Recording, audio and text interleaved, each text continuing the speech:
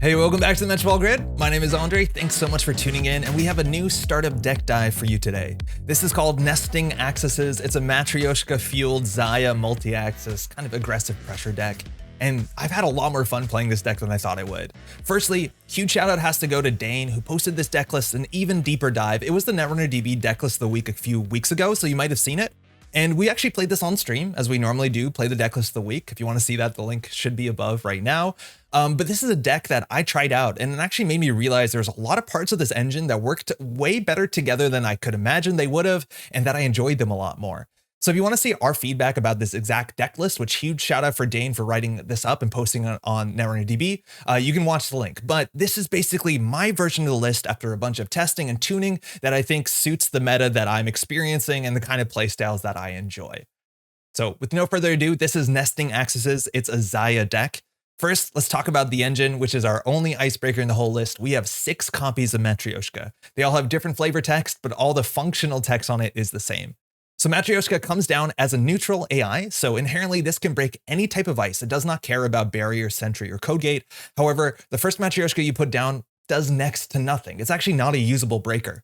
But then later on, you can spend a click to host other copies of Matryoshka from your grip onto this card. And those cards, is worth noting, you don't have to pay the cost for them, and they also don't take up any MU, but you have to use those cards, flip them face down while playing credits equal to the amount of subroutines you want to break pieces of ice.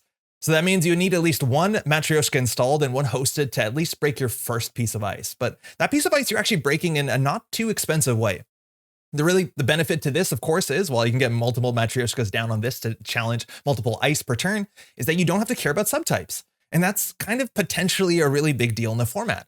I was actually surprised to see how powerful Matryoshka was, because if you ask me about startup inherently, it's not a format where getting accesses as soon as possible is the most important thing you can do, where spending a couple extra clicks mutually favoring down the appropriate breaker can not be that big of a cost. And it's a very different game than Netrunner might have been a couple of years ago. If you've been playing 5-6 years ago, you understand the idea of criminals potentially having access to an AI they can slam down on turn 1. And admittedly with Matryoshka, you have to get a couple more clicks into that. Getting an account siphon off will absolutely swing the whole narrative of the game. Now, luckily, there's no cards like this in the whole standard, let alone startup format, so you're not seeing stuff like this. But I think that's one of the cool things about this deck is that we're playing Zahya Sadegi. And Zahya inherently wants to get accesses as soon as she can because her ability pays her. For every card she accessed off of central server, it's your choice once per turn. When you want to fire this ability, you get paid. So there's actually a really good incentive to get accesses and multi-access as soon as you can in the game to keep that pressure on and make sure you're getting paid out. And that's where Matryoshka actually kind of shines. On its own, 2 strength, 1 for 1 strength, 1 for 1 subroutine is not the most efficient breakers, but of course the fact that this is all you need is a huge boon. But of course we're playing criminals, so we're playing all 3 copies of Chesva. This Turkish copy is going to allow us to break stuff for basically next to free, if not free. We're going to be running mostly central servers anyways, because we talked about Zahya's ability and we have a lot of multi-access. So while this doesn't really work on the remote server, we're going to be running central servers super cheaply with just a couple Russian nesting dolls and then the coffee to fuel it. And that's been a lot of fun. It can actually be very easy to put a lot of multi-axes in a deck and just slam it out as quickly as possible. But my favorite thing about these Zahya decks is that all the pieces work together and your aggression actually forwards your overall board state or your overall game plan. The idea here is Zahya's multi-axis pays her out handsomely, and then on top of it, we're running all these other cards that trigger off successful runs that will continue to push us forward. Let's look at the hardware package. Firstly, Dawkins Pass, just as a one-of, this unique hardware allows you to see 2 cards the first time a turn you run HQ. Running central servers is kind of what we want to do, and this translates to not only multi-axis, but just like an economy card with Zahya, as long as you're running HQ once a turn and choosing to get paid out there. We also have Penny Shaver. Now this console, you'll see there's some games that I actually don't install it. There's also a whole bunch of games where I install it and then never take the massive amount of credits waiting on it because we just don't need them. It's kind of a thing that you notice in the mid to late game. If the corporation can't really tax you out by presenting a lot of financial issues with huge ice or forcing you to the remote server, you might actually have more credits than you need. And so I'm considering there is some argument that you can try out other cards in the slot. Cards like Virtuoso are probably the next thing to consider. While this is not a cheap card, it also takes your Penny Shaver slot. It might get you a couple more pieces or more accesses from central servers. Again, that might be overkill because you're already really good at accessing central servers, so your mileage may vary. But while as obvious as Penny Shaver is good because you're going to be running a lot, I found out sometimes that we actually just keep the money here for a rainy day. So maybe we can do something else. We have 2 Wake Implant, one of the new cards from Parhelion. This card is so good. Again, we want to be running central servers every turn. Again, Matryoshkas, it's worth noting, of course, we're limited to how much ice we can break. So we generally want to get our value once a turn to run the central server we can or the remote server we can. And then having those runs translate to multi-access credits, and then multi-access we can later use on a different turn are so valuable. With Wake Implant, we can then on a later turn run R&D and then access up to 3 additional cards and then also get paid out with Zahya. So we're getting at least 4 credits from that. And getting multi-access off of R&D is actually a really important thing with this deck. We're not very good at running the remote server, which means if the corporation can comfortably draw cards off of R&D and put them in their defensive remote server, we might have a problem. So being able to see 3 cards off of R&D every turn, every 2 turns at a minimum, we can actually ensure to a large extent that the corporation will never draw into agendas. This is a term that's referred to as R&D lock, and you'll see corporations are going to go out of their way to maybe mass draw to break R&D lock to see unknown cards. Also, cards that shuffle the deck are super important against these sort of strategies. But if we can get a Wake Implant down and see the top of R&D and see a lot of cards, corporations are going to struggle to get the agendas into the remote server. And then our strategy, our pretty single-minded strategy of tunneling central servers, turns out to be actually quite effective. We also have 2 Zenith chips. This is a great card. Again, this is one of the pieces that just forwards our game plan by being aggressive. The first time a turn we run a central server successfully, we draw a card, which, you see how everything works together. We get paid, we get card draw, we see multi-access.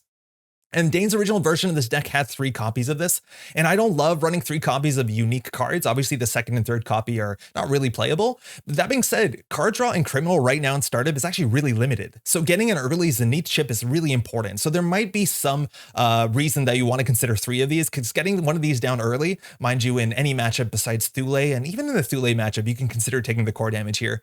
It's actually really, really impactful. Instead, I rolled back from 3 to 2 and then used some other slots in the deck to play other card draw that is not exactly Zenith chips, so that ideally we're covering our bases in more ways than if we're not running, maybe aggressively in the early game. So Zenith is still really great, and you want to see one in your opening hand if you can. It's a lot of card draw throughout the game.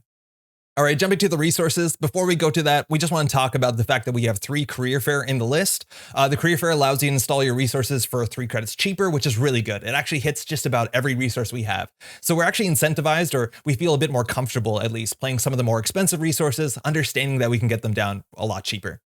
We talked about card draw. Earthrise Hotel is so good. This is one of the good neutral card draw options in the format. And again, Criminal right now doesn't have a lot of card draw.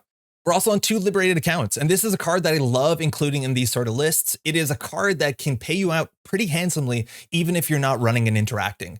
And I've seen specifically in Startup, some of the more aggressive criminal decks, things like Sable or Zahya, a lot of players will build decks that are all about getting the successful run value. And it's actually really easy to kind of fall into a trap where you put a bit too much of that into a deck, where if every card you have in your hand only gets value if you can be running central servers cheaply or at all, your early or to mid game can actually be pretty ugly. If the corporation ices up every single central server, you might find yourself in a really awkward situation where you're failing to gain purchase and to push your engine forward. So cards like liberated accounts, which can give you basically all the money you need, and mind you, 3 credits with career fair is really nice. They can give you that economy burst that doesn't require interaction. So you're never in an awkward spot where if you don't have the breakers right now, you're failing to do something that push you forward than the basic click for credit, click for card draw. I love it. I think alternately too, if you want, you could consider playing Telework Contract. It's the same amount of influence. It's technically a bit less credits, but it's easier to play on any board state, as much as you can't just empty it in a turn or 2. Then we're on 2 copies of No Free Lunch. This is something that wasn't in the original Daine's list, and I think I would not leave home in Startup, let alone Standard, without 2 copies of No Free Lunch. This is something we're going to have to talk about in the near future. We're going to talk about the downside to running an AI breaker suite. That's basically putting all our eggs in one basket. But tag punishment right now in Startup is very alive and well. Now, the way that the corp can give you tags, you can play around a bunch of them. Keeping your hand size up is really important. Keeping credits up is really important. Checking the remote server to make sure there's not a Drago on the table. That's actually kind of difficult for this deck to do. But the biggest thing I'm scared about is just a retribution.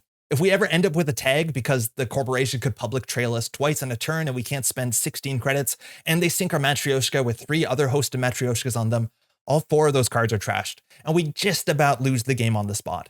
So I'm going to go out of my way to play some sort of safety, some sort of security against tags, just so that we can take a bit more aggressive lines, and we still have some safety if we don't keep 4 cards in hand or we have fewer than 8 credits. At a minimum, this card is basically a card and an install for 3 credits whenever you want them to, which is a pretty high floor, or at least it could be worse. So I would not leave home without a No Free Lunch at Startup. I've seen so much tag punishment. And we have 2 red teams. Again, it's a run-based card, which is really nice. If you get this down for 2 credits with Career Fair, sign me up. But the cool thing about red team in this deck is that, of course, most of our value in the deck is about making successful runs. A lot of players don't enjoy red team so much. And I think red team used to be a lot harder to play in a lot of criminal decks because it's a card that you have to spend a click to use the card itself. And that means you can't play it alongside run events. And this deck is actually running very few run events for a criminal deck. It's kind of surprising. And that's because all of our multi-axis is attached to either hardware or resources. We're not even running Dirty Laundry. It's something you consider running in the deck. It would definitely not be bad, but Bravado is a big criminal card that did rotate with the startup rotation. So most of our deck's value can actually be accessed while also playing red team.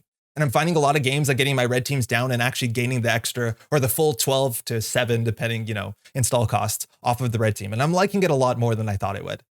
Finally, our last piece for 3 influence is the twinning. This is our last multi-axis piece, or our last installable multi-axis piece. This card just gets free power counters. Every turn you're running central servers, every turn you're using your Chesva, this is the only way we have to charge this. We have 3 Chesva, and that means you can translate these to R&D lock if we want to see multiple cards in R&D, or flush HQ if you want to time that really well, maybe after the corporation has drawn a lot of cards. And that is, of course, Zahya credits, but this gives us an immense amount of control, and it gives us confirmed unavoidable multi-axis. It's not a run event, so we can play it with, the red teams, let alone any other multi-axis run events, and it's incredibly, incredibly powerful. This is another resource that if we lose it, we're a bit upset. So again, more tag protection with no free lunch makes a lot of sense, but red team is immensely powerful in this format. And finally, we have some events. We talked about the Career Fair. We're playing 3 Jailbreak. It is our only run event in the deck, and the cool thing about Jailbreak is that it can combine with all our other multi-axis. This can combine with Decklist's Pass, with Wake Implant, with the twinning, so you can end up running R&D and end up seeing like 6 cards, 7 cards, gaining 6 credits with Zahya. On top of that, you just draw a card when you play this, so one of your turn 1 best plays is if the corporation doesn't ice up their central servers, or at least both central servers, just Jailbreak whatever they didn't. You'll see 2 cards, you'll gain 2 credits, and you'll draw a card. That's such a good start, and it's another really easy card to use to lock the top of the deck when you're set up, or to flush some cards out of HQ. Jailbreak is absolutely fantastic in Zahya. Then we have 3 Steelskin Scarring. We talked about how Criminal is lacking in card draw, and while we could play Diesel for 0 credits and the same amount of influence, Steelskin just kind of works a lot better in Criminal right now. Firstly, it gives you a bit of safety against some of the damage that you might be expecting against some decks. That's very true. But the big thing is we can ensure in every matchup the text on this card is relevant, considering we're playing our cybernetics like Wake and Zenith, and that inherently causes us to take meat or core damage. So if you ever hit a Steelskin Scarring, it's just an immense amount of value that you can definitely pay the 1 credit tax on the Steelskin versus Diesel to try and take your luck there. And then finally, we have 3 Sure Gamble because it's a very solid staple economy card. Now, there's only one other card in the list we haven't talked about first, and that's, I guess we have to address the problem about playing Matryoshka. Matryoshka is an AI, and we have no other ways in this deck to break ice at all. There are no tricks. It's just Matryoshka, and then hopefully we make it a bit cheaper with Chesva. Which means in Startup, there's actually a fair few pieces of ice that are inherently built to either tax or incredibly punish AI breakers. So the first one we're looking at is Whoredom, and Whoredom actually is pretty prevalent in Wayland decks. Whoredom on its own is just a 4-strength code gate, which is actually a good position in Startup format. There's a lot of buzzsaw off there. But if a corporation ever triple advances the Whoredom, the subroutines get a fair bit better, that's true, but the biggest problem is we just have no way to break it. We just can't break Whoredom at all. And this is, I think, the one roadblock you're going to be running into more often than any of the other ones when you're playing a Matryoshka deck.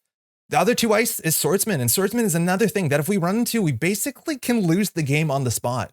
You cannot use AI to break Swordsman, and Swordsman trashes AI, which means if this is on a central server, or if we just run into this in a game and we lose like 3-4 stack Matryoshka, the game is probably over.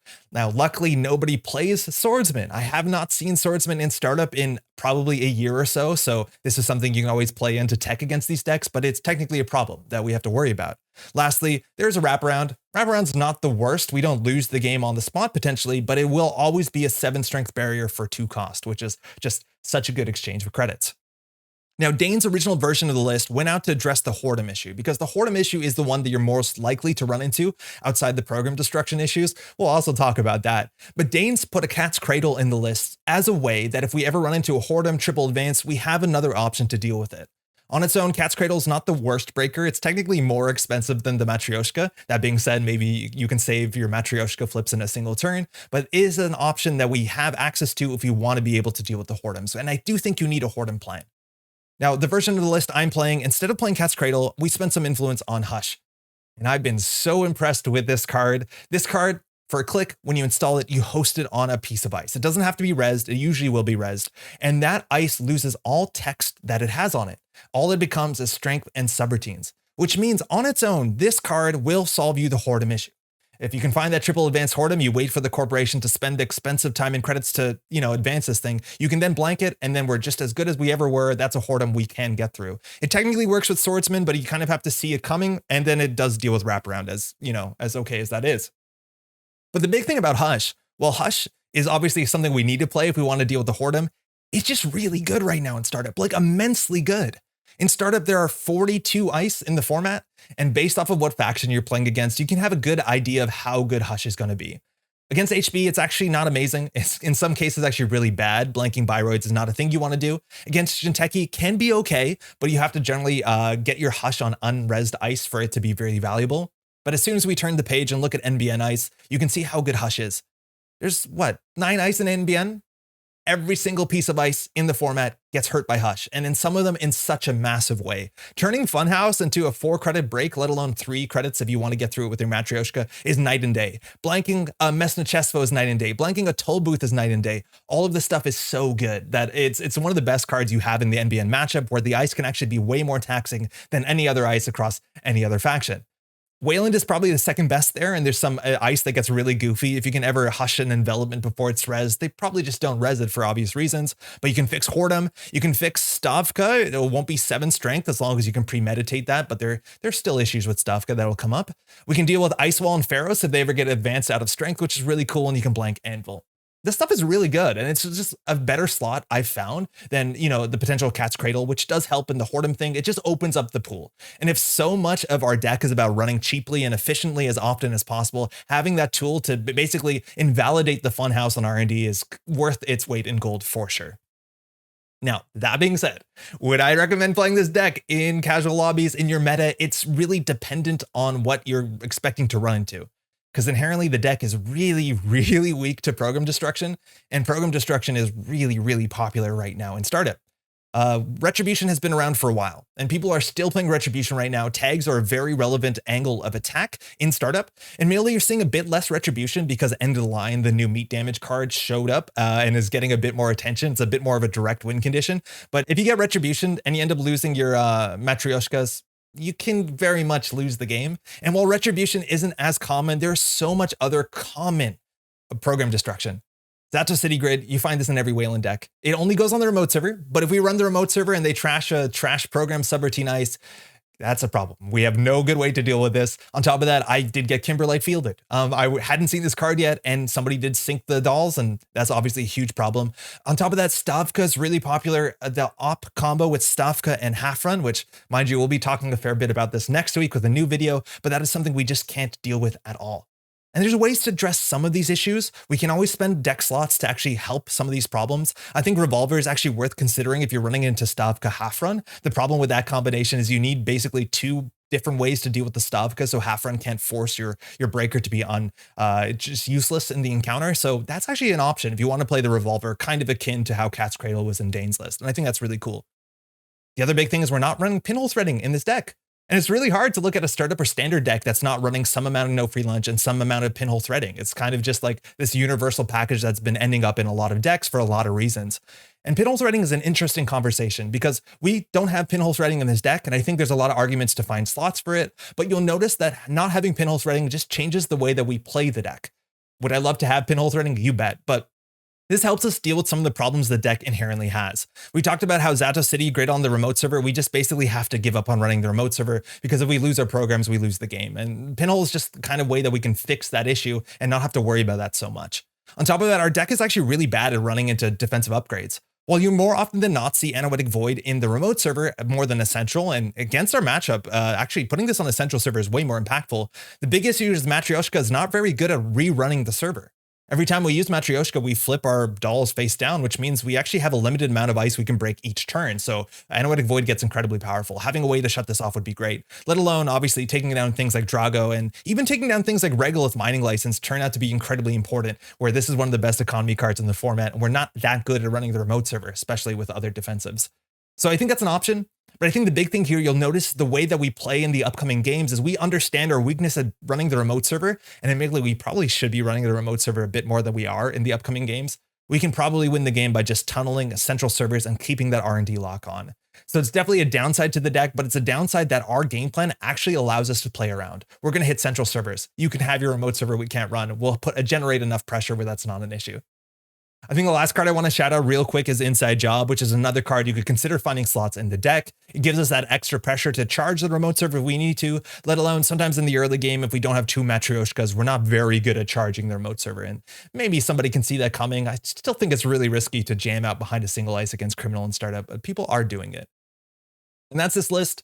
I've been having so much fun with it. Just getting that multi-axis, you are going to just lose some games to Kimberlite Field, I reckon. But the pressure is really nice, and it's so exciting to play this aggressive deck where you have to worry about like keeping track of all cards in HQ, keeping track of R&D log. It's really fun to get that many accesses and to be running as often and as cheaply as probably any deck in Startup can, barring Endurance, I reckon.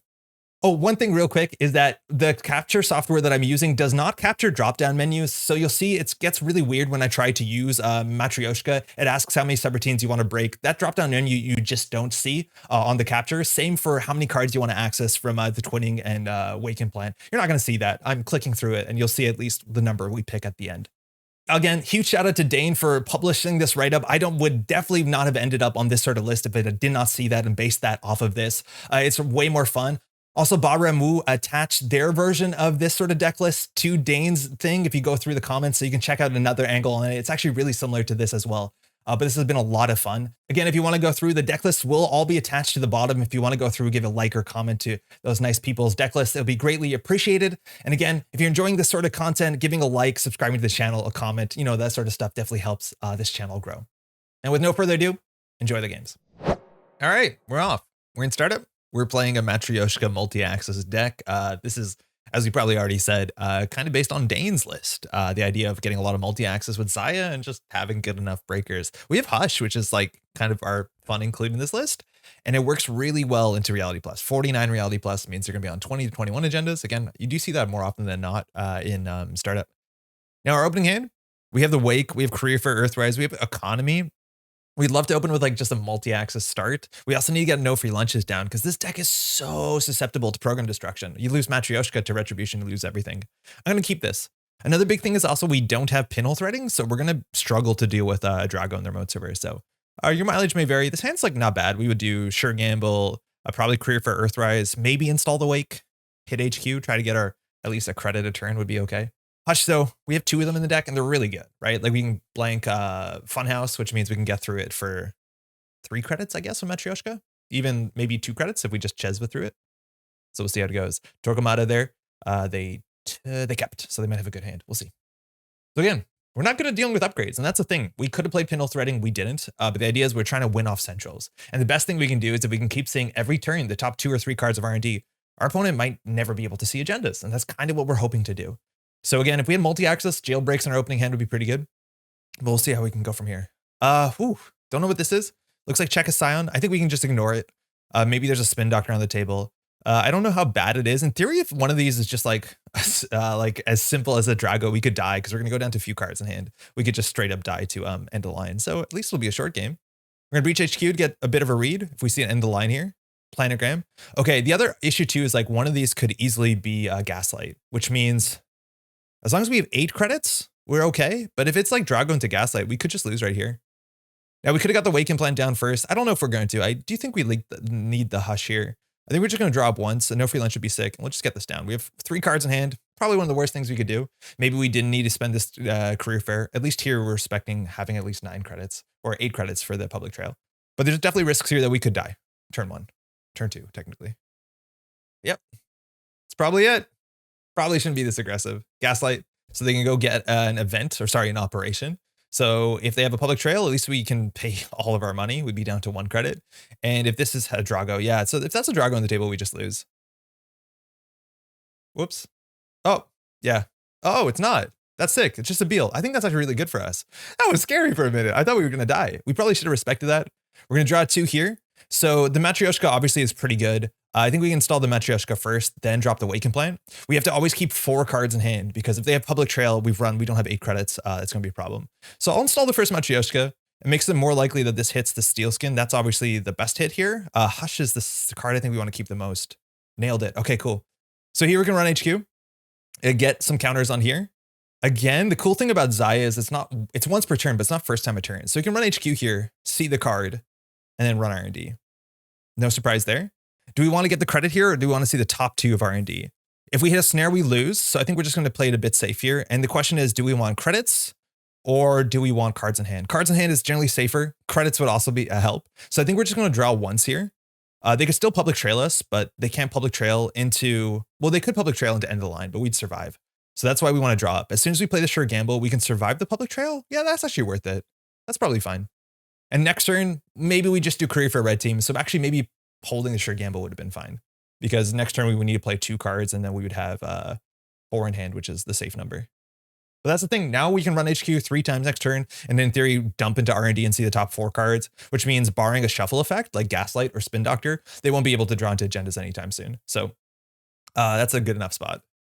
Again, checklists probably alive and well. We do have some no free lunches. I do think besides Drago, this could be a checklist. If this is a Drago, I think we just need to find our no free lunch. We didn't. So do we need the money from red team? I think we could just drop the Zenith chip. Hopefully it doesn't hit our Matryoshka. We don't seem to need breakers right now. We lost a career fair, that's fine. So I think we're just gonna run HQ, C3 on R&D, and then draw once, and that's probably safe. I don't think we have to worry about checklist, which if we hit checklist, we sometimes just lose the game on the spot. End of line, we're not gonna do that. Let's see the top of R&D. The Steel Skin doesn't really help us. So we're gonna see 3 here, gain 3 credits. Drago, good to know where one of those are, we'll trash that. Post-Truth, we'll take it. Offworld, we'll take it. It's a lot of accesses. Now we only have 4 hand size because we took the core damage. It's super important that we respect that. And we want to keep 4 cards in hand here. So we're just going to take a credit because this in theory could be like the tomorrow's headline. They could do advance, and then they could just value end of the line us, which I think we're okay about. Retribution again would be bad. They can trash basically any card. Double advance, post-truth, that's fine. They don't have a lot of money here. They can draw a card if they want to. They did, which means we're going to see deeper in R&D. Actually, no, we saw 3 cards and we stole and trashed 3 cards. So they drew an unknown there. But this is the idea is if they don't ice up Centros, we can just hit HQ, try to keep 4 in hand, and then just see, like we can see the top 3 cards of R&D every turn if they don't ice up.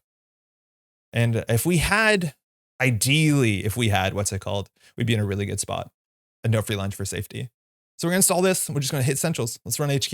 We know the end of the line in there. They might have 2. They might have 2. We don't want to gain the credit here. So we're going to have to discard 2 cards here. I think that's kind of fine. We can install the Chesva. We can run R&D.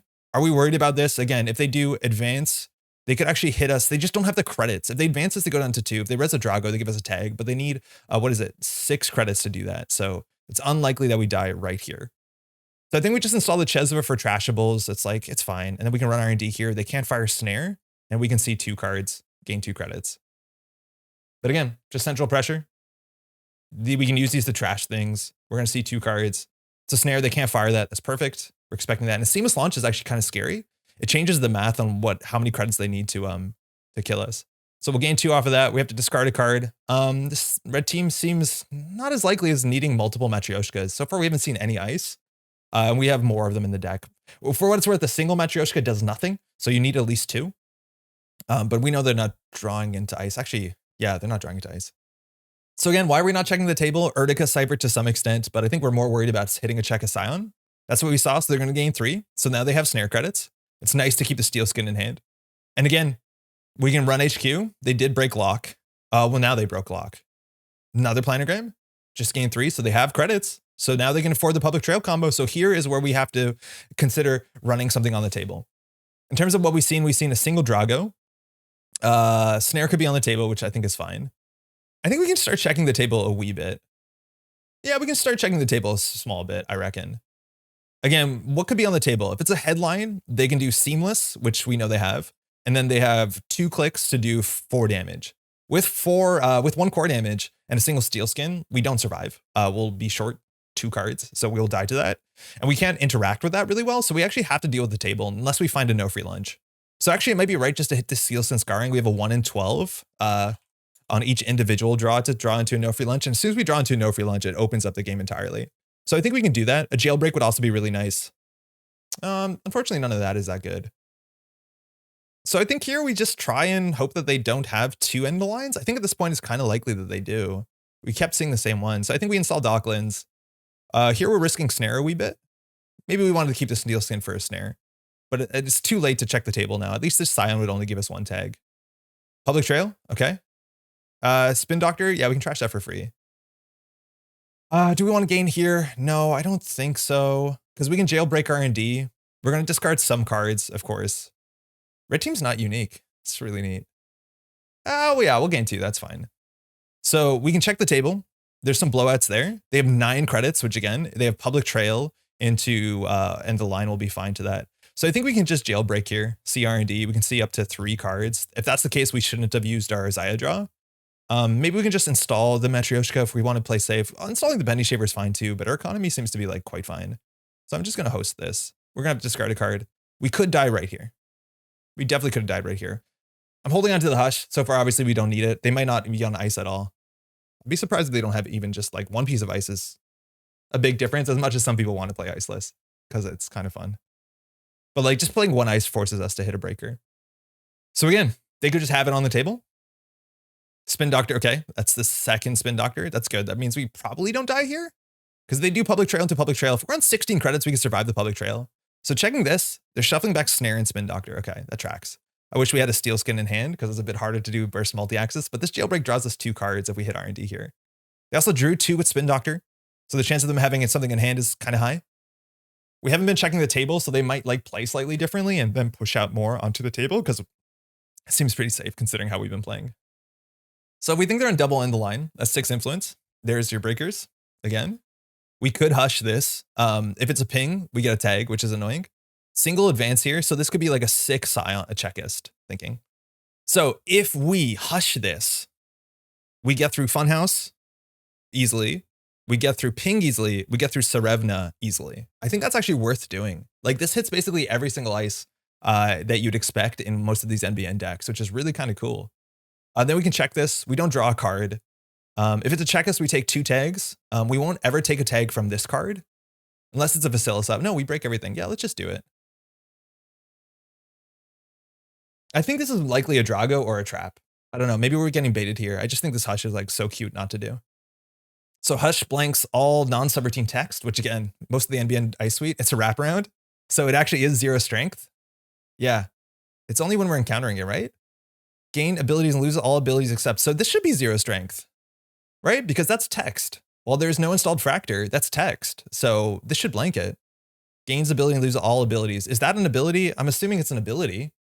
What's an ability, Netrunner? I honestly don't know. So I'm assuming we flip this and access for 1. So we'll just, oh, it won't let us do it.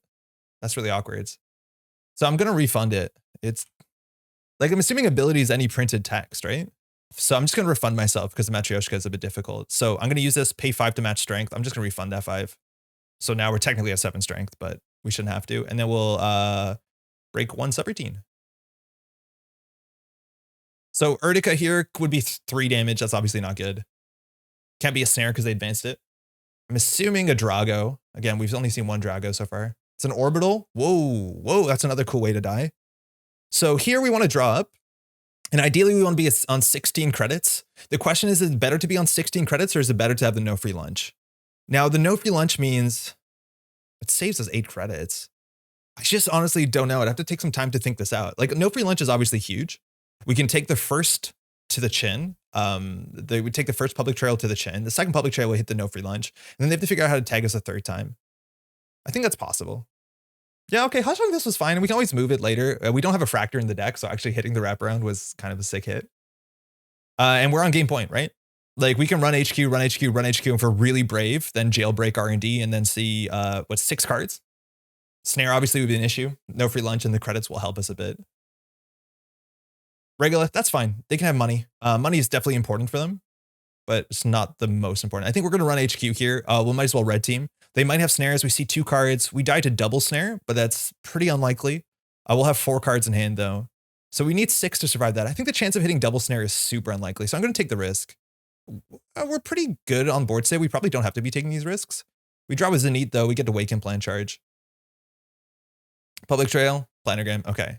Do we want to gain these credits? I don't think we do, because I think we can consider jailbreaking R&D here. So we know Server 3 is not a spin doctor. We know they have a planogram, so they can always burst draw 3. But if we jailbreak, we'll have 4 cards in hand. And again, we can die to double snare here. And I don't think we need to see the maximum cards. I think we see 3 cards. The chance of hitting double snare is pretty low. The chances of winning is relatively high. And if we hit a snare, we can still clear a tag and draw 1. Or it's just clear tag actually is probably good enough. So we'll hit R&D here. We have Cheswa to trash things, which is always nice. And I don't think we're going to dump the whole Waken Plan. I think just seeing 3 cards is good enough. Again, they can break that lock if they really want to. Beal, that'll do it. Funhouse, tomorrow's headline, that'll do it. A good game. That's this deck. Like, you get paid so well for putting on the consistent pressure. Matryoshka is like not the most efficient breaker, but it's honestly not that bad. And not having to worry about finding the right thing and just getting this down like is good enough. Obviously, you have the Chesvas that make it cheaper. They didn't ice up, which obviously can be an issue. And we need the no free lunches, right? Like, I think the original deck list wasn't playing these, which I think is such a liability. Obviously, we can just die to meat damage, but just like retributing the Matryoshka kind of costs us so much.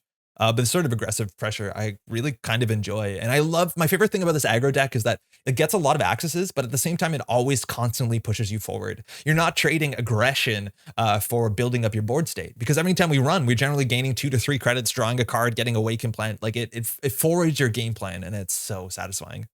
Let's get another one in. All right. Whalen building a better world. A lot of transactions, a lot of money. That can be scary. They can get some big ice really quickly. It's hard to read building a better world decks. They might be playing something like Startup Modernism, or they could just be playing ice and trying to score behind that. We're really weak to Zanto. We're really weak to some face checks that trash ice. This opening hand's not great. Twinning on its own does nothing. 2 red teams is not what you want. And double steel skin, not amazing. We're going to mulligan this for sure. We honestly usually want to open with like a jailbreak just to get card draw and credits. But yeah, we'll see. We got to respect credit differentials. Maybe they're playing Public Trail and then Retribution eats our Matryoshkas. We got to get a no free lunch for that. So this opening, we can do Sure Gamble, Steel Skin Scarring. Hopefully we draw into some burst multi-axis. Again, Jailbreak is kind of what we want. We get a Zenith down and just hope it doesn't hit our Matryoshkas, which we're kind of limited with how many of these have, but I don't know. I've been hit by Kimberlite Field once. Hansei Review to gain 11 credits, or 6 credits, excuse me, to go to 11. Ice HQ, Ice R&D, love it. What are we worried about face checking into? Is there any ice we're scared of face checking into? No, I don't think so. Let's figure out what this is. Fordham, fine. That's actually a funny ice because it's one of the ice that Matryoshkas can't deal with if they triple advance it. Just force them to res everything here. If that's the case, we have to hush it, which is like totally fine. They didn't res this, so maybe trash is something. There's not a lot of stuff on 8 credits I wouldn't think they'd res. Hedge fund makes sense. We'll gain our credit. I don't want a steel skin here just yet, so we'll just draw up. Once they see the Matryoshka, they might triple advance that, and we just hush it if that's the case. They spend a whole turn doing that, which is great. Hedge fund off the top is a 5 credit econ card, which is nice. They're drawing past it. I like that. You don't just need to slam the hedge fund.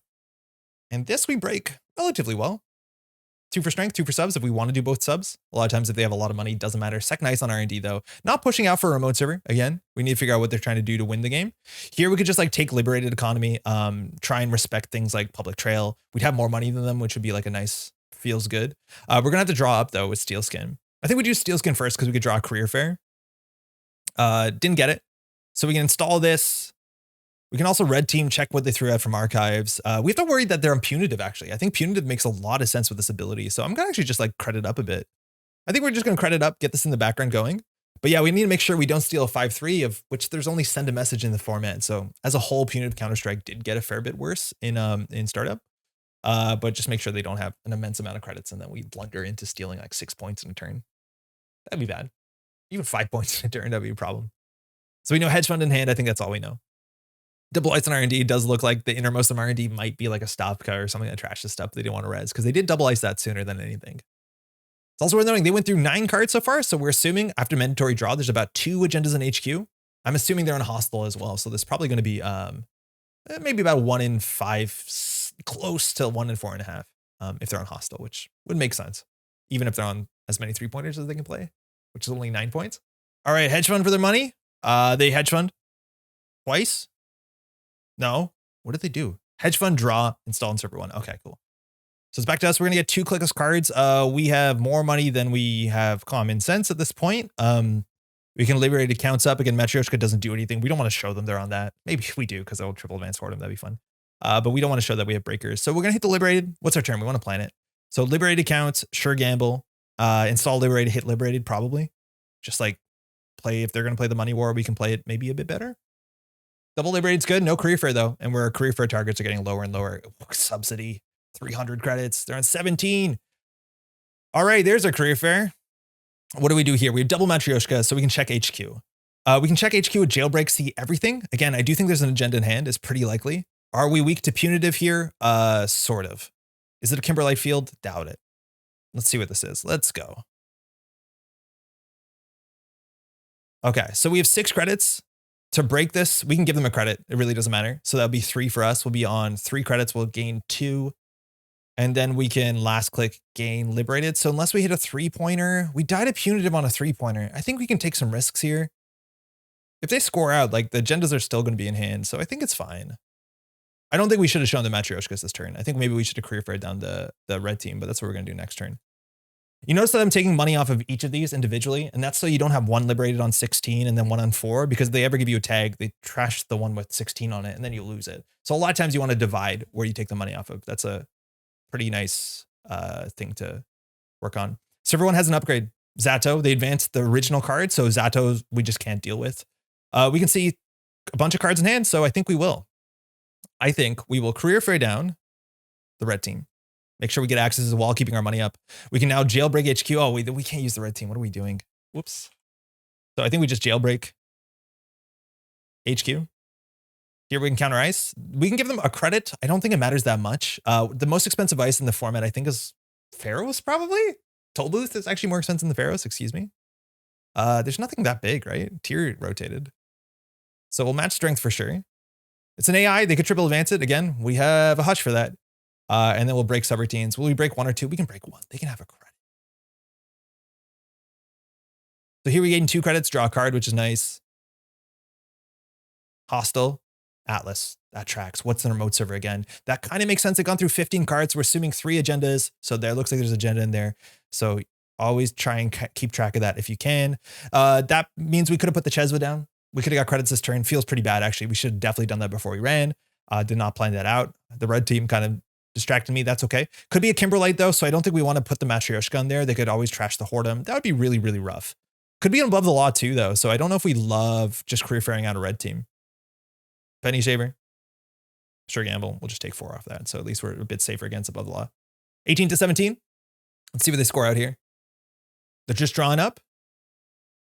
And we can go R&D here. Again, this is where we want our wake implant. We want some sort of card draw. We haven't found our Zeniths or any way to like click listed card draw off of this. So we can still go HQ, see a single card. Again, we know nothing about the hand. This looks like a send a message, so I assume they're on punitive. So here we can do Chesva. They could be on snare.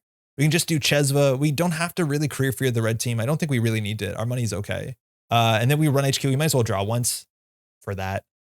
So I don't think we run last click because we respect snare. I think we just go HQ here. Again, if we installed the Chesva 2 turns ago, we would have got all the value off of this. Again, we can give them a credit. Don't think it matters that much.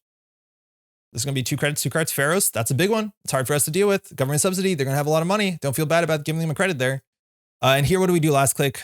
Putting down the Chesva. Again, that seems bad, but like, we didn't want to hit a snare last click. Triple advance. See, send a message. Atlas with a token. That's pretty scary.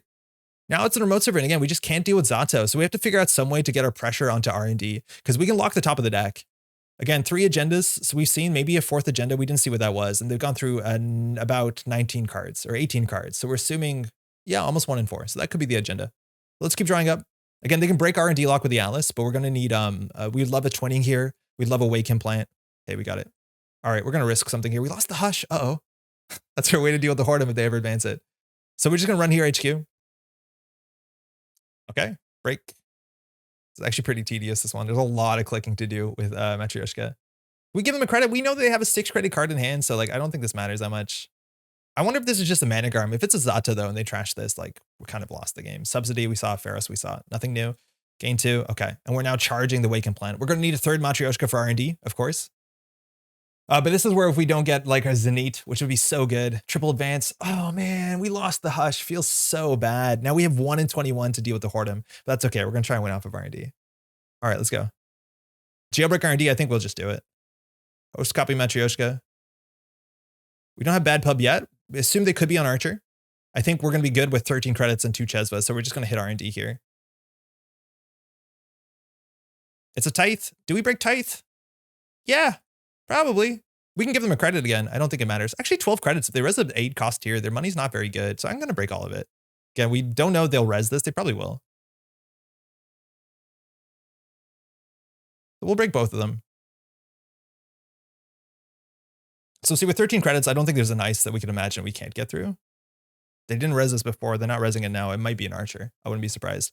So we're going to put in our Decklist Pass. We drew another Wake. So we'll access, what is a lot of cards? Hanse, Chrysium. I don't think we care about that. Palisade, gain a lot of credits. Okay, so we know they're not drawing an agenda just yet. So all we're going to try and do is lock the top of the deck every couple turns if we can. So we can't run HQ until we find our Hush. So let's go and try and figure out what this could be. Drago could be a reality. We haven't seen a lot of influence spend. We haven't, besides the Hanses, we haven't seen any tag punishment, which again, maybe with the Alice token, they could do just Drago to end the line. So we want to keep more than 4 cards in hand. We'll get them this no free lunch at some point, but we just need to constantly be drawing. We need to top deck an Earthrise or a Zenith, let alone, of course, the Hush for the Hordem would be good. Again, I wanted them to triple advance the Hordem. Double advance here, send a message, puts them to 5, which means they're not exactly on game point just yet, because they would still need 2 hostiles. So we know they drew, what was a Chrysium? We know the next 2 cards. So again, we just want to keep, we have time to set up here. That's a Zenith. It is neat. I don't honestly think we career for a red team. I think we just YOLO the Zenith chip, hope it doesn't hit the no free lunch, run Archives, gets us Penny Shaver, card draw. Okay, they threw out a Palisade. We only have 4 hand size here. We'll put down the no free lunch to play around Drago. Sort of. Ooh, off-world office. I don't know if they're in 5/3s. So this is important because if that is game point, they can find the Atlas. So like we can lose in 2 turns. Now we know the top card of R&D, but we just haven't drawn enough. So what are we doing here? We can't run HQ. I don't think they have agendas in HQ. We saw the next 3 cards or the last 2 cards they drew, so that seems fine. We could threaten this. Again, hope that maybe if it's a Zato, they trash a Matryoshka. We lose the game, but that's kind of what we take. So here we need a jailbreak. We need something big. Do we draw or do we run Archives first? I think we just run Archives. It's technically slightly better. I don't think there's any run event that we'd play. I don't think we put down the career for a red team. We're just going to run Archives for a credit and a draw. Chesva, that ain't it. Draw. There's the Hush. So we can do Hush, run HQ. Again, I think if there's an agenda in there, they go straight into server 1. So I don't think we mind so much about it, but we do have our option. So we can draw 1 here and discard some cards. We can draw another one, discard some cards. That's what we need. It might be a little too late, especially if they scored a 3-2 here. So we're going to get rid of this, of course. I think the red team might be a bit too late. We kind of want the Hush as Chesva, probably. We have to discard 4 cards. We'll get rid of the Career Fair at least. Career Fair for twinning is fine. We have a lot of money, though. We're not even touching it. And I don't think tags matter. So we have to throw out 1 more. Okay, something like that. And so now we can run R&D. The top of R&D is unknown. And then we can see 2 cards. Hanse. That means they're not scoring out of 3-2. But if they advance this, they could win. Okay, so in theory, if they have a Seamless in their deck, which might make sense with the off-world offices, they can just like Seamless Project Atlas and then advance this out. I'm hoping more likely it's a 4-2. That's kind of my guess here. Again, if it's Zato on the remote, we just can't deal with it. The pinhole threading probably should be worth it in this deck. But the way that we've been playing is a bit faster and looser. We're just trying to pressure centrals. So I think we get them the Career Fair for the twinning. We can always run Archives first. Yeah, we can always run Archives first. What would we be trying to draw into? I think Jailbreak would be the nice rip. It's a 1 in 12, though. Not great odds. I don't think there's anything else that we really want to get here. Yeah, I don't think there's anything else we really want to get here. The other option is like, how many times can we run HQ? If we Hush this, we can get through this. And then we can't get through 2 ice. Yeah, that's not good. We'd add a snare. Actually, yeah, we'd draw a Zenith first. Yeah, so we're fine. All right, twinning. So break 2 subroutines. We can just break 1 again. Them having another credit here doesn't matter. We think there's a Pharos on the remote server. Again, they didn't res this before. If it's an Archer, they definitely don't want to res. So I think we're pretty safe, let alone we do have 16 credits. Oh, it's a Ballista. Okay. So that we definitely need a break. Them resing it's good here because then we can't get through the server twice. We probably wouldn't have risked it anyways. So we'll do that for 1 and then we'll break 1 subroutine. That ends the run or trashes the program. Just one of them is Honestly, they're kind of equally bad. And then we can see here, 2 cards. It's not good enough. So they just used that to pull an Atlas to hand, to the hostile in hand. Okay, this is sick because we actually can hush and then run HQ. And we have a chance of seeing the Atlas. So I honestly think here we don't see an additional card. And then we see the multi-axis on HQ. Like I think we just install Hush, run HQ, and then we do Docklands Pass and see 3 of the 4. So we'll just see a single card here, Hordem. Okay. So we're not going to gain the credit here. Then we're going to put the Hush on here, which blanks the text. Uh-oh. Oh, we can't even break it though. Wait a second. Oops. Yeah, I realized we can't even break it. We should have seen 2 there because I forgot we don't have a Matryoshka. All right, so we're just going to draw up. We need to find a Matryoshka. It's a bit too little too late, unfortunately, here. I don't think we need more credits. If anything, an Earthrise could win, could draw us into something, but yeah. Now they have to squad the hostile. They didn't squad the hostile. So what is the null signal text on Hordem?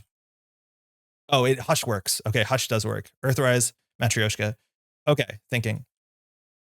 So they drew into a Hordem. So we want to hush this. We know they have the winning play in hand. So we need to sweep all of HQ to get the hostile out of there. So we have a chance. So we definitely start with this on here. So now the text means that the subroutines are not the best subroutines. I just want to make sure. So it should say you can advance this ice if there are 3 or more hosted advancements. The runner cannot break subroutines using AI programs. That text is no longer active. So we actually can break Hordem because it's been hushed, which is super sick. We know they have the winning Atlas in there, so we have to flush it. We can definitely see 2 cards with this, 2 cards with this. So we see 1, 2, 3, 4. So with the jailbreak, we see everything. So I think we do that. So we run HQ, continue to counter ice. That's our hush tech. So this, we match the strength of Hordem. We're going to use at least, we might as well use all of them, I guess. Break subroutines. They can gain, what is it, 3 credits? Or gain 4 credits? They can gain 4 credits. We're not going to let them end the run, but they can gain 4 credits. So we need to make sure we're seeing 3 already with Docklands Pass jailbreak. Okay, hold on. So we drew 2, that's sick. So we're going to see 1 normal, 2 with Docklands, 3 with jailbreak. So if we want to be safe, we have to use all of this. Hostile got in 1, Hordem, Chrysium, Palisade, Pharos. Okay, so we know the whole hand. Gain 1 for each axis, but of course, thank you. So now we have to hit R&D again this turn. So all we do is install a 3rd Matryoshka, smash R&D. And then we can see the top 2 of R&D and then lock them out. Do we have enough money to do this? Almost definitely. We can always panic the no free lunch. We have 8 credits waiting on the penny shaver. That's often what happens in this deck is like when you're going, you never have time for the penny shaver. Obviously we would if we needed to. We're almost at that point. We can consider just taking the net damage here. It saves us a credit. I think we're fine again. We have all this money. And this is going to lock the top of the deck. So we know they don't have it in hand and we know they're not going to draw it unless they do triple draw. Or they could do double draw install, right? Because of mandatory. So we'll break 1, I guess. Actually, we can probably take the damage here. We're just as weak to snare. I think we can just fire that. I don't think we're going to play any of these cards. Actually, you can, sorry. Let's undo that. Like, obviously it has a chance of hitting the sealskin, which is kind of sick. So we'll just let that fire. Again, none of these cards really matter. It hit the Zenith. We're not going to install that, obviously. And then we can save a couple credits. This one we do have to break, of course. Match strength. Break 1 subroutine. So it's all about that last hostile, let alone, again, the remote server is dangerous. For each server, we'll see 2 here. We just need 2 agendas. So we'll see 2 cards. Hansei, Pharos. Okay. So they're going to get a lot of ice really soon. Again, it's Chrysium and a whole bunch of ice in their hand. So they just drew a Hansei. They're playing the Hansei. I don't know if they need that much money. The punitive, that's probably the Pharos. And that's the Chrysium, which I don't think we care about Chrysium at all. Yeah, this doesn't care, right? I don't think Chrysium actually matters. Okay, Earthrise for 2 is nice. That's another Matryoshka. Okay, so we know the top card of the deck. So we can always see the top 2 cards of the deck or 3 cards of the deck by just running HQ. So I do think here, is it ever worth playing? This requires a successful run. So I think we can just run HQ. Again, we can give them 4 credits. And then I think we know that's not a Zato, but basically we want to get a counter here on the Waken Plant and then we can see the next 2 on R&D. And then next turn, if they don't draw a lot, we don't have to run R&D. But here they could draw install, and maybe that would be a problem.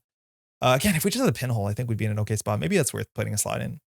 Okay, so I think we just run HQ. So here, we will match strength. We're going to use this again to get the twinning. Here, we're going to break 1 subroutine, so I'm just going to pay 1.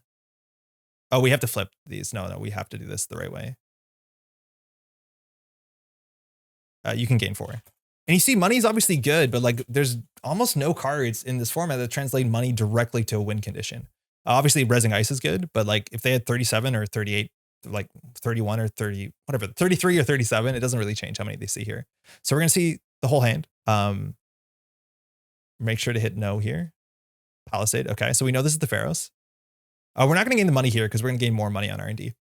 So if that's a Pharaohs, we just want to check the text. So it's 5 strength. So that's 3 to boost. We can largely let this one fire, and that's 2 to boost. So is it worth it to put down another Chesva? Yeah, probably. Is it worth it to put a red team? No, because it's a Chrysium. Do we care about successful run? No, we've hit the Zenith. This doesn't care about successful run. This doesn't care about successful run. So I think we just hit this. I think we probably hit the Penny Shaper to be safe. And then we just run R&D last click. If we hit a snare, it's fine. We can clear the tag. Oh, it's another Whoredom. Shit. If they triple advance this, we're actually in a really bad spot. So this is our last run.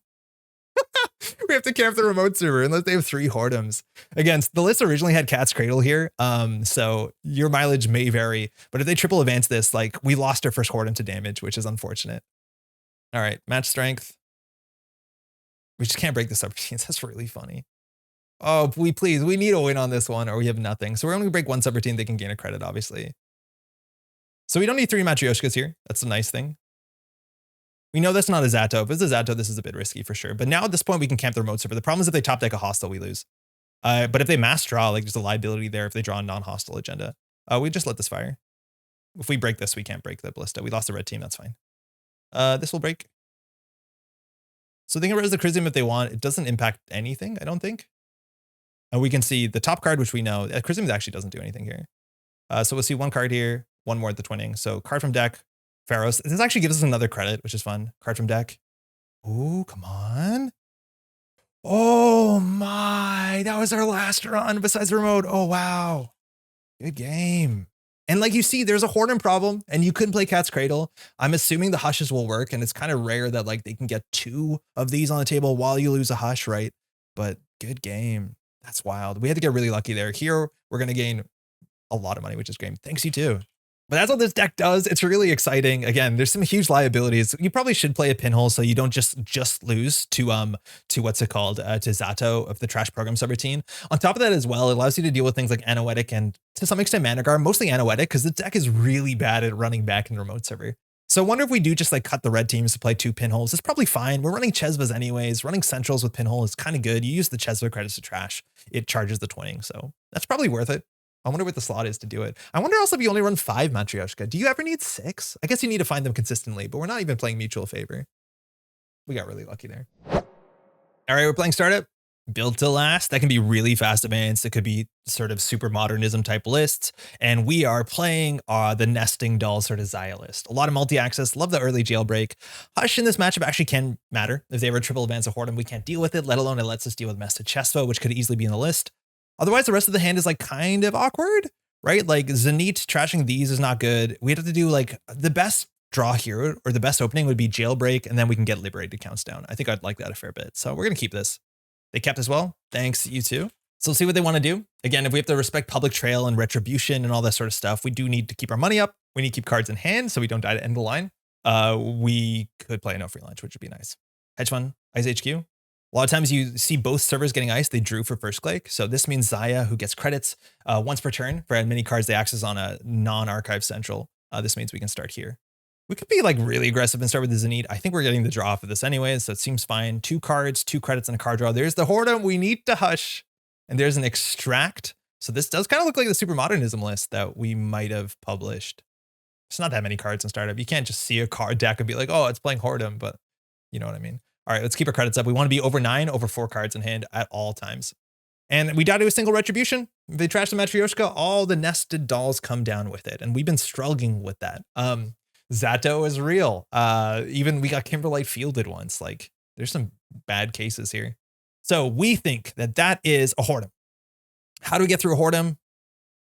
We can't. We honestly can't. We need another Matryoshka. So I think they do score out an Atlas here with a counter, maybe an off-world office, and that's not good. We saw the top of the deck, so they drew the Whoredom, which is likely this. Otherwise, we know the top of R&D. They might have an agenda in HQ. That's probably the agenda that they started with their opening hand. They didn't mulligan, did they?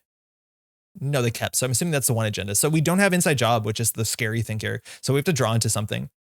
Penny Shaver isn't it? I think we're just gonna hit the Zenith and hope it doesn't hit the Hush. That's fine. So we can go R&D here. It just gets a card draw though. Actually, this Zenith was kind of scuffed. Yeah, this Zenith install wasn't very good. We got to drop. We need to find Matryoshka's stat. We only have 4 hand size now though. If we don't run, we can't get public trailed. Could be an off-roll above the law. I doubt it though. That's probably Alice counter. Yeah, we just need to find our Matryoshkas really fast. At least here we can run R&D. Yeah, that's really scary. So we can get a card draw and get a credit and see the top of the deck. We drew last turn. We definitely should have ran R&D. It was an access and a draw. We knew what the card was. That's good. But you know what I mean? Like that was not correct. We could have got more value for our access for sure. I'm gonna be really embarrassed watching the tape back to see any turn that we could have got free Zahya value and we didn't. Like, oh no. Okay, so we need, most important thing is to get card draw. We need to find our Matryoshka, otherwise we can't deal with the remote server. So we're gonna draw again. Again, I don't think we want to install any of these. We could maybe play the Chesva, but like we're definitely not gonna play this Liberated. It's a bit too slow. So we could go back for another card. I think more importantly is to get our second Matryoshka. Hey, we found it. We can career fair this Liberated accounts. It's like, okay, it gets 2 cards out of our hand. I think that's fine. I think I'd rather career fair and Earthrise if we could have it, because we're about to start to get paid for our thing. This is fine. We go down to 10. We have to discard a card. I'm going to get rid of the Penny Shaver. It's our final Penny Shaver though. I think we have enough money here as much as it is click intensive. So we'll see. They drew an unknown card. We know they have a Whoredom. They're drawing up again. Hedge fund, they got some good money now. They can consider 2 ice remote server, just icing up R&D again. So in terms of the ice we're expecting, Mess and Chesvo is like not the best face check. I do think we want to force them a bit. I don't know if they have another agenda in hand. They've gone through now, what is it, 17? Oh no, they're playing 44, of course. They've gone through 11 cards, so probably an agenda in HQ, honestly. I think we can just run it. If they res, I don't think there's anything that punishes us that bad. Mess and Chesvo, we lose 3. That's the worst case. But this is a credit, an access, and a card draw, which is a lot of value here. No further. Okay. They might not have anything in there. Biotic labor. Okay. Looks like this is a bit more fast advance. Okay. We got to pressure them up. So we need to establish our multi-axis. I think if we steal Skin Scarring here, we're going to have a lot of cards in hand. We're going to have 7. So then we can spend 2 clicks installing stuff. Oof. Do we want to show where Matryoshka? Yeah, okay, it's fine. We're actually weak to Retribution here. We shouldn't have done that. So I think we have to install this now. Okay, the Hush is super important. Again, they could triple advance the Whoredom. At least we have a way of dealing with that. The Chesva here is nice. It's the least important card in their hand. The Dawkins Pass is an equally okay economy card. But this means that they need 3 ice now on their remote server to be safe into Matryoshka, as long as we have the credits. And we technically have the credits. We just need to get this down, because if they public trail us, if they're on it, and Biotic, mind you, is 4 influence, we can clear the tag with this. So they'd need double public trail, which is in the realm of possibility. At least it only trashes a single Matryoshka, which like, great. So they draw an unknown. So they can always Biotic that out. It's normally 7 credits, but they gain 2 credits back. So they could do that, put themselves closer to game point, and this Atlas token always represents the last hostile. So as soon as they like trick a lighter Biotic out the third 3-2, it's a problem. At least for us, we've stolen a 3-2. We'd rather steal that than any of the 4-2s. They advance that to gain 2 credits, so could look like a Mess and Chesvo. Install advance. I think we just definitely charge that. So we'll host here. Again, it could be a trap. We can get through a single piece of ice. If it's, what's it called? Thinking. If it's a Mess and Chesvo, we lose 3, we're on 4. It's 2 to break, 2 to boost. So I think we can always hit a liberated accounts once.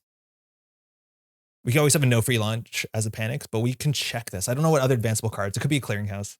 And at that last click, we draw. Now this is hard. Like in theory, off-world. Whoa, okay. That's frightening. So they just gave us an off-world there. Maybe expecting we didn't have another Matryoshka, but here we want to draw up once to make sure that we have at least cards in hand. Now this might mean they could double public trail to take them to the Matryoshka. If that happens, it's like, okay, we're not losing 3 Matryoshkas, we're losing 2, but we're weak to that anyways. And we have an end, no free lunch, so they'd have to do double public trail, which would be 8 credits, which is really expensive. Spin Doctor. Okay, they've drawn 2 more. Again, we're gone through almost 20 cards. 15 cards. A bit more than 15 cards. So we're assuming about 3 agendas. Again, if they're running hostiles, which is super likely, we probably want to go HQ this turn. With double Matryoshka, we can like put down the Dawkins Pass, run HQ, C2, gain 2, draw a card. It's good value. And an upgrade though in server 1, that's really difficult for us. An advanced card though, I don't think there's any advanced card in the format that trashes programs. Oh, actually Colossus is in, it was in Ashes, right? So that is an upgrade. They actually ordered that in a weird way. If they extracted the Spin Doctor first, we wouldn't have known that was an upgrade. And that changes how we play to some extent. Us knowing that's an upgrade, maybe it means we don't want to run it, but we have to watch out. Now, they also did draw a bunch. So I think we need to put down the Docklands and just smash HQ. Hit a snare here. It's a bit ugly. It's a Pharaohs. That's a big one. That's a really big one. So we can take a tag and bounce here. So how much does it cost to break this? It's 3 for strength, 3 for subroutine. So that's 6 credits, dropping us down to 3. Otherwise, we can take the tag and run away, which would be a click and 2 credits. Now, while we pay 6 here, we get back a card draw and 2 credits on 2 accesses. So that largely pays for it in some way. So yeah, I think we will pay our way through. This is where the, obviously the coffee is good. But yeah, Biotic, Azyaf, okay, rewarded for that. So we want to get back up to 8 credits. Installing another No Free Lunch is also like a pretty safe tech here. Again, we do know that's an upgrade, so we're not that forced. So I think we can draw once more. And then here we can either hit the liberated counts. Oh shit, we're on 4 hand size. That was a mistake. So we're definitely going to play the No Free Lunch here. So here they have to do double public trail. And if we get one good big dig off of R&D, again, a jailbreak maybe, potentially we can get down a wake soon. We can maybe close the game up. But our aggression is translating. Our just economy, we're going to have to hit the liberated counts a couple times. Biotic, install, triple advance. Maybe it's above the law. No, we have the above law. So it's just an Atlas. Okay. That's expensive enough for them. With 7 credits, I think we're in an okay spot. So here we saw Biotic in hand. We saw the Azyaf. I don't think they have another agenda in there. They just might, but I feel at this point we want to start locking the top of R&D. So how do we do that? This is likely, one of these is likely the Whoredom. I think if they res and advance the Whoredom, we're totally happy with that. So I think we could, actually this is almost definitely the Whoredom, right? I think we should have seen that in retrospect. That was the Whoredom. They might consider triple advancing it. If that's the Whoredom, I don't think we're scared of Zato. A triple advanced Whoredom actually doesn't work with Zato because when it's trashed, it doesn't have the advancements on it. So here, I think we just go R&D to see a card and a credit. We could consider drawing once. We're drawing into 2 copies of Jailbreak, which is a 1 in 11. If we find the HQ run card, a Chesvo would be good. I think we can draw once.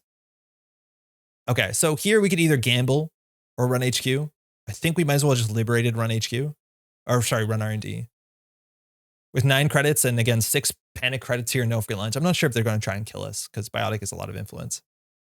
No further action. They could have another Biotic in hand, honestly, and that would put them on game point. And actually, they could win really quickly. We need to get a lot of multi-access here. It's a Regolith. I'm actually okay with them drawing a Regolith. I'd rather them draw a Regolith than just about any other card in their deck. Obviously, it gives them credits, but like drawing into a fast advance piece, a Trickle Light, a Biotic would be worse. Now, could we trash this and go back and see another card? Yeah, maybe. I'm just putting this down again. We need to go deeper. We need to find multi-access. We need to find a twinning. Then we need to find a Chesva, but okay. Hostile, we got bad pub. So now if they have a Biotic in hand, we lose this turn. So the most important thing we can do, we drew all our Matryoshkas, is to see as many cards as we can see this turn. So if they're not resing here, all right. So if they have another Biotic in hand, they just pull the Atlas counter. Again, they have an Azyaf to pull, they have an Atlas to pull, they probably have 2 Azyafs to pull. So we have to get as many accesses as we can. They just had that in hand? Oh man, that feels so bad. They didn't top deck though, they just had that, probably off the Spin Doctor draw. So we definitely need to smash into central servers. This gets us a card draw. We're going to have enough money. We can just fire the no free lunches before we access to trash things. We know they have a Regolith in hand, so I think we just have to go R&D and see as many cards as we can.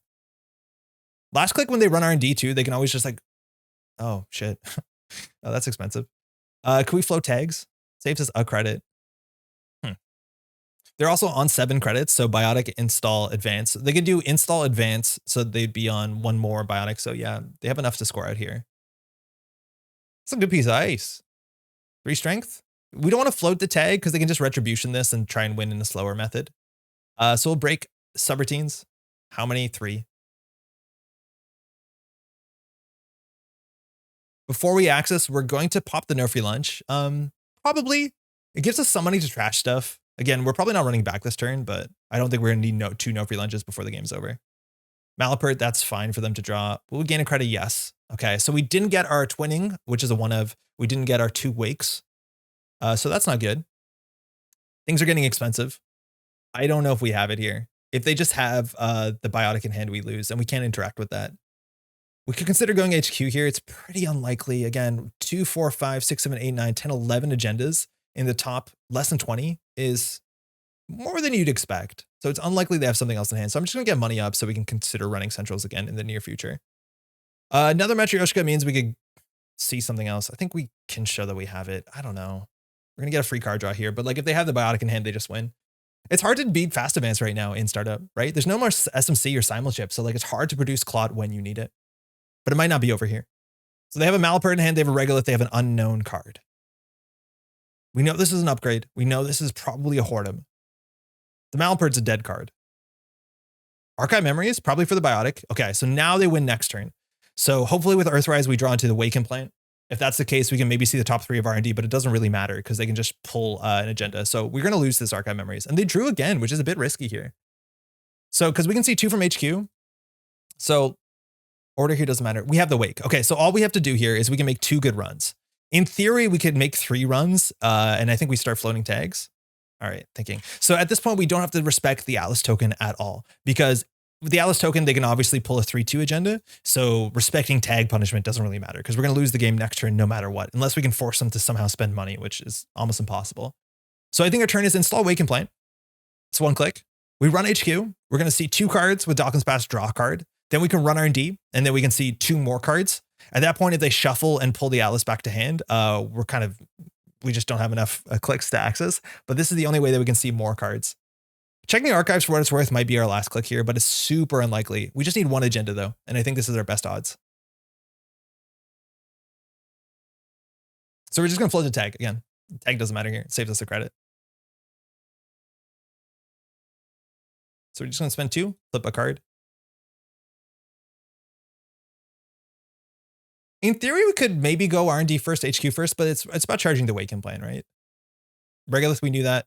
ZF. Oh, wow. Whoa, good game. So that just came off of the draw, I reckon. They must have drawn into that. That was a close one.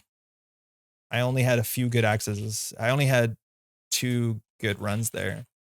But yeah, so I think, you know, without any hindsight of editing through this, like I think that was our best line, right? Get this down, C2 from HQ. If that fails, we have a chance of drawing into a Dawkins Pass with the Zenith draw. Then we can run R&D. Here, if we miss, like we generally don't want to, in theory, like there's a chance that you could steal Skin Scarring here to draw into one of the 2 jailbreaks and then jailbreak R&D last click. The only downside with that is then they can use the Atlas token to be able to pull the 3-2 into hand. So there's 1 fewer agenda in R&D. So is seeing 1 more card with the what's it called? So is then seeing 1 more card with the potential jailbreak worth it? Probably not. Probably not, especially because last click being pulled to hand. I think even though, because we have only 1 Matryoshka left, if we ran here without the last click, they can always just pull it to hand anyways. So actually maybe that is worth it because no matter what, the right play for them is to use the Atlas on our HQR and D run because we're out of Matryoshkas, right? We don't have another click to install it. That's a close one. They're going fast again. I don't think they had tag punishment. I think just Pharos is like relatively taxing. Like a lot of people are on Cleaver. This thing's a nightmare, let alone 3 subroutines is pretty good for endurance and all that. Cool. All right, we're back. It's Startup. We are playing this nesting axis, Matryoshka, multi-axis, get paid, aggressive criminal deck in Startup. And we're playing against Thule. Thule in Startup is pretty interesting. A lot of times, my basic idea is that good, strong, fundamental Netrunner play kind of beats Thule because they don't really have a strong economic ability. And as long as you don't misplay into them, and if you have a no free lunch, that helps as well, you can do pretty well into them. I'm actually really interested to see how dangerous mass multi-axis can be. Like jailbreaking into R&D gets a bit expensive if you have to spend 2 extra clicks and 4 credits to deny a core damage, but Chesva actually helps pay for that, which is nice. So I'm actually excited to see how this matchup works, to see how aggressive we can be. Again, we don't want to run last click. Thule gives us core damage if we can't spend that click and 2 credits. So as much as possible, we're going to try and keep their economy down, respect some of their ice, and try and be aggressive. Their ice suite's pretty good. We have to expect bloops and harmonics. We're gonna keep this hand. It's actually quite good. Hushes actually don't do too much. Maybe we can like pre-hush a pulse. It's probably not really great. Maybe an echo, but if you ever hush a bloop and they can res it without de-resing an ice, you're in a really bad spot. So this is probably one of the worst cards in our hand. Otherwise, it's pretty good. We can open up with Sure Gamble into 2 accesses and a card draw, which is nice. They kept, so maybe they have an agenda in hand. We can find out. They're just icing up everything. I think that makes a fair bit of sense. Now, a good thing is a lot of this ice is not particularly aggressive. Sometimes running aggressively means they can res their harmonic ice, which means their echoes and other stuff like that gets a lot stronger throughout the game. We want to kind of avoid that if we can. So I think we can just set up, and I don't think we have to jailbreak turn 1. But again, if it's just a wave or a pulse, we can get through it, which is totally fine. All right, let's get together. We have a steel skin that in theory can trigger off core damage, although we're not going to count on it. Otherwise here, we can put down the red team, run archives. It's like, okay, it means that we have aggression next turn. We're not getting our ability here, but this is a really good card to face check centrals next turn. And I don't want to jailbreak until we're confirmed that we can get through an ice, because if we find an echo, an Eli we could deal with. We want to make sure we connect with this thing. This card's really valuable for us. Next thing we want to worry is about card draw. So if this goes through and we're okay, we don't take damage, we don't hit a snare, we'll probably play the steel skin scarring just to draw through our deck.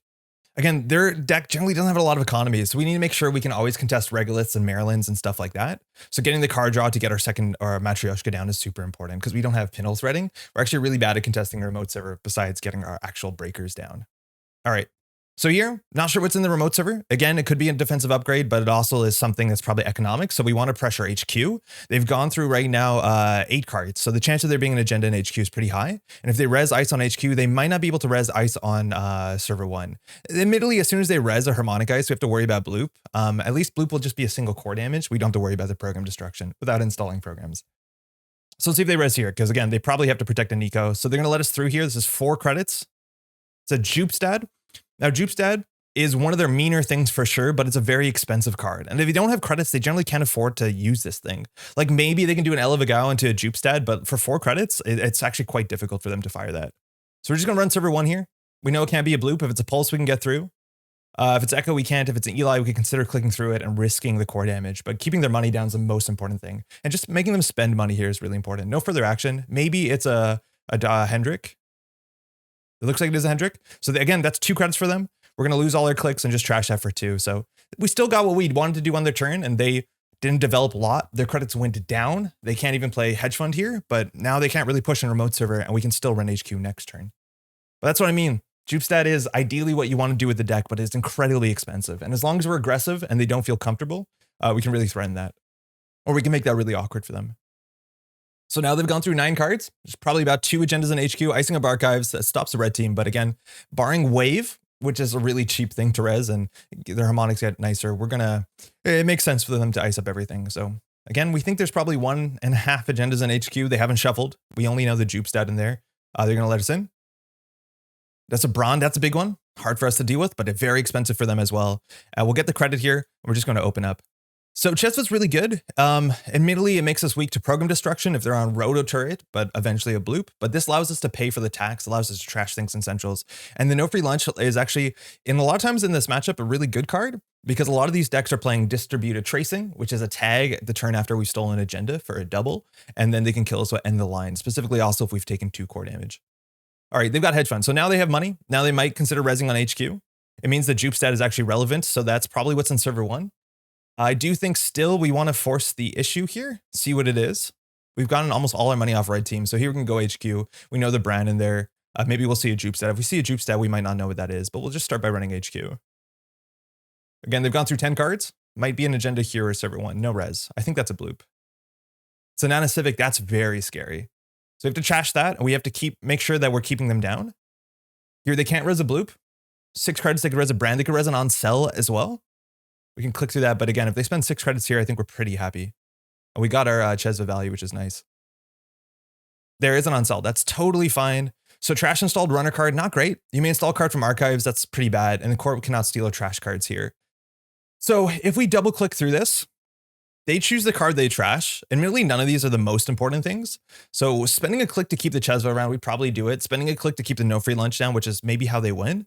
That's also probably worth it. Installing a card from HQ or archives, we don't want to do that. Bringing the Hendrik back would be pretty bad. So we're just going to click through this. In theory here, we should jack out because of its agenda. It's actually if you steal it, not if you access it. So we're going to click through this. We don't want that. We don't want that. So we can't steal, but we can still see what it is. And if it's like worst case is a snare, but that puts them down to 1 credit. So I think we're fine with that. But that's expensive. And again, if we're going to just pivot to running central service really cheaply, it's nice that they're spending already 6 credits on here. And they also still haven't resed a harmonic. So I'm assuming that's a Jupstad. Again, we can't steal or trash. But here at this point, this card is so expensive to res and use. So like they need to put something in the server. They need to res the Jupstad and then score out a 3-2. Worst case is a 2-1. So here they really need a hedge fund. So what do we know about their hand? We know that they have a Braun. That's it. So I think this turn we could just jailbreak HQ. Again, if they res into this and go down to 1 credit, that's totally fine. And here this gets us a card draw. Again, at this point, they have to have an agenda in HQ. It's like very unlikely that they don't. We're going to see half of HQ there. That could be the Braun, which they're short of resing. I think this has to be something expensive. It's a Jupstad. We might as well get our money's worth. And there's the off-world office. Perfect. So we're going to spend the click and 2 credits. That could have been what we used to Chesva. We get our 2 credits back here. So we need to draw through our deck. I think that's more important than getting the Liberated down. Again, we have technically 14 credits if we want to keep this, and they have 1 card in hand. We could go back and check what it is, but we know it's either the Braun or this is the Braun. So I think we'll just draw up because we need to get another Matryoshka down sooner than later. And here the red team's not amazing. Again, if HQ is wide open, I think if they draw an agenda, it's going to go into server 1. So it's more about how quickly can we find more Matryoshkas. So I don't actually want to install most of this. Installing this on this means we can't click through it, which is really funny.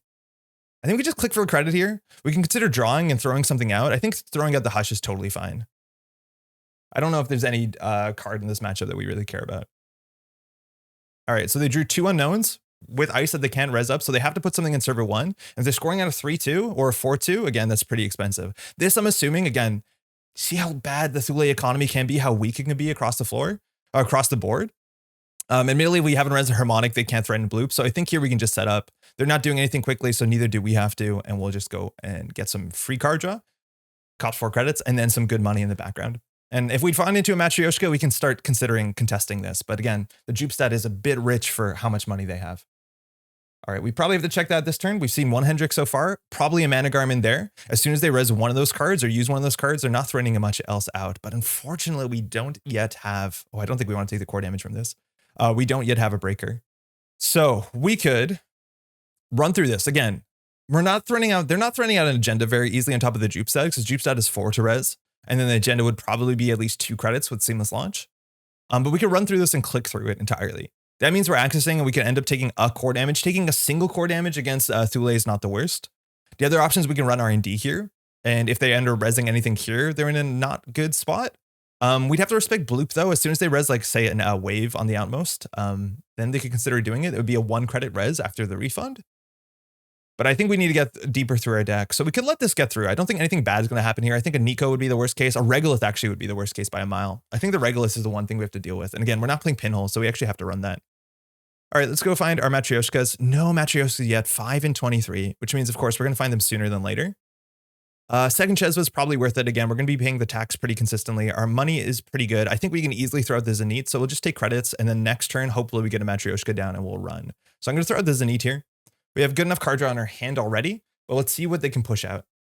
And again, this we have to keep just to play around distributed tracing, which is the other win condition. You see click for 3, it's what they have to do, but now they're actually contesting. That being said, if they spend 4 credits on the Jupe set to do a single core damage, I think we're totally fine with that. All right, we'll host this. So now we can get through 1 piece of ice, which means we can run R&D. We can run HQ here. Again, we've gone through, what is it? Now we've gone through 17 cards. Assuming they're on 49, right? So 17 cards, we've seen 1 agenda, maybe 1 in here. So we're assuming to see about 3. I think running HQ is totally fair. We don't have the time to put that in the Dawkins Pass because at that point they can get us so we can't play with pay for the Thule attack. So that's a ping. So that definitely means they're on the end of the line. This is a really cool combination to this deck. Again, that means they're definitely on tag punishment. Now, if we go through this with the Matryoshka, I don't think we really want to go through this. It's free. But I think we want to keep the no free lunch because clearly they're trying to hurt us with end of the line. So I don't know. I think this is going to be really, really important. So I think we can bounce off of this and just clear the tag. Again, they spent 6 credits here, so it's still harder for them to use Jupestad. So we're just going to let this fire. We want to draw into a twinning, and we need to get Awaken Plant down sooner than later. So that'll be next turn. So we'll just let the end of the run fire and we'll just manually peel the tag off. So back on 6 credits. Again, they were in 4 last turn. And this is something we break for, admittedly, a Matryoshka. So it's kind of scary to go through the second ice. Again, if it's a bloop, they still can't res it. And again, that is still really expensive. So now we have to smash into central servers. We think that R&D ice could easily be a Braun. So now they're on 5. And being on 5 is a huge difference here because what they can res here is actually pretty minimal. So we can consider running here. To deal with unsell, it's 5 credits fully. We can click through any part of it if we really want to. We're definitely gonna need our money. If they score out again, I think worst case, they score out an off-world office. If it's like something like an ontological, we're super happy. And if they, again, I don't know if they can score out and do the Jupestad. So I think we can ignore that and just pile on R&D. The question is, how do we do that and get paid? right? Like getting the twinning down is the pressure that puts us on 6 credits. And at that point, if they overspend on R&D or if they score out, if it's less as an off-world office, which again, because we have one, is technically one of the least likely agendas in their deck, we can just tunnel R&D. So I think we will. As much as our credits aren't amazing right now, I think we can just go R&D here. I don't want to jailbreak because we can't get through 2 ice. I just do think that there's a chance that this is the Brawn, which they can't afford to res. Now, as soon as they res a harmonic ice, we have to respect bloop, which I think the HQ ice could be a bloop. And even here, if they don't res, we'll end up boosting our Matryoshkas. No res? Oh, there you go. There's the wave. So that's the one we're playing around. So now bloop is real. They're also now only on 3 credits because we're not going to let this fire. They returned a wave to HQ using the wave ability. So here we're going to boost and flip. So we will match strength the wave. That puts a charge on the twinning. We'll break the 1 subroutine. In theory, we should spread these out in case of program destruction, but I don't think we're going to hit that. We're going to see 2 cards here. We can definitely pay for the Thule tax. They only have 3 credits.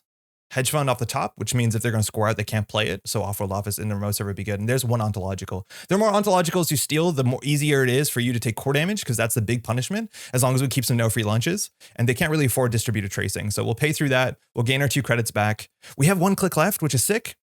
I think 3 Chesva might be a bit much. I don't love putting down red team last click because then they can, play around it. We could always install the Awaken Plan to scare them a bit. Again, I think this could be a bloop, which is 3 credits. I think that's kind of fine. This puts us down to 4 cards in hand, and I don't think there's any card we're really upset about losing. Probably the Jailbreak and the red team, maybe. Is the Decklist better? I feel like the Decklist is probably just better because we already have enough HQ multi-axis pressure with this. So we'll just install the Decklist, go down to 6. Again, don't love playing this last click because they can play around it, but again, they're in a really awkward spot. Hedge fund in hand. We think there's a Brawn here. We think that's a bloop. And here, if they score out, they can't do the Jupe stud. So off-world office is the best for them. Ontological would be sick, but off-world is great. That's really good for them because now they can res the Bran, which we want them to do for sure. Because if they do that, they don't have credits and then they can't play the hedge fund. And if they do that, then we can kind of take this server apart. We can see 2 on the top of R&D. Do we want to jailbreak into it? If we hit the Brawn, we can always break it. That would cost us 4 to boost, 3 to break subroutines, and we can just let this fire for them to gain a credit. The difference between 7 and 8 after the hedge fund is not too important. I think that's probably fine that we can just go and do this. We can also run HQ, and if they res a bloop on HQ, that makes them de-res this. We know in hand that they have a bloop. That's the only thing, or sorry, that they have a wave in hand. Now, the problem is if we break this, we need more Matryoshka, so we need more card draw for sure. So I'm going to jailbreak R&D. Again, if there is a Brawn here, that's good pressure from us. It forces them to res. If they don't, we get 2 cards or 3 cards potential if we want it, and card draw, which is also really good for us. Oh, it is a bloop. Okay, that's fine. So now they de-res their thing. We have enough credits to deal with this for sure. So bloop forces them to de-res a harmonic. Again, now the hedge fund's even trickier to play. That being said, if we kind of continue to this run and then they get through the wave will be free, which is not great, but it does also take a non-agenda out of R&D, which I think we kind of appreciate because ice is hard for them to use. So this we definitely have to break. We're really weak to program destruction, of course. And then there's 3 subroutines on this that we care about.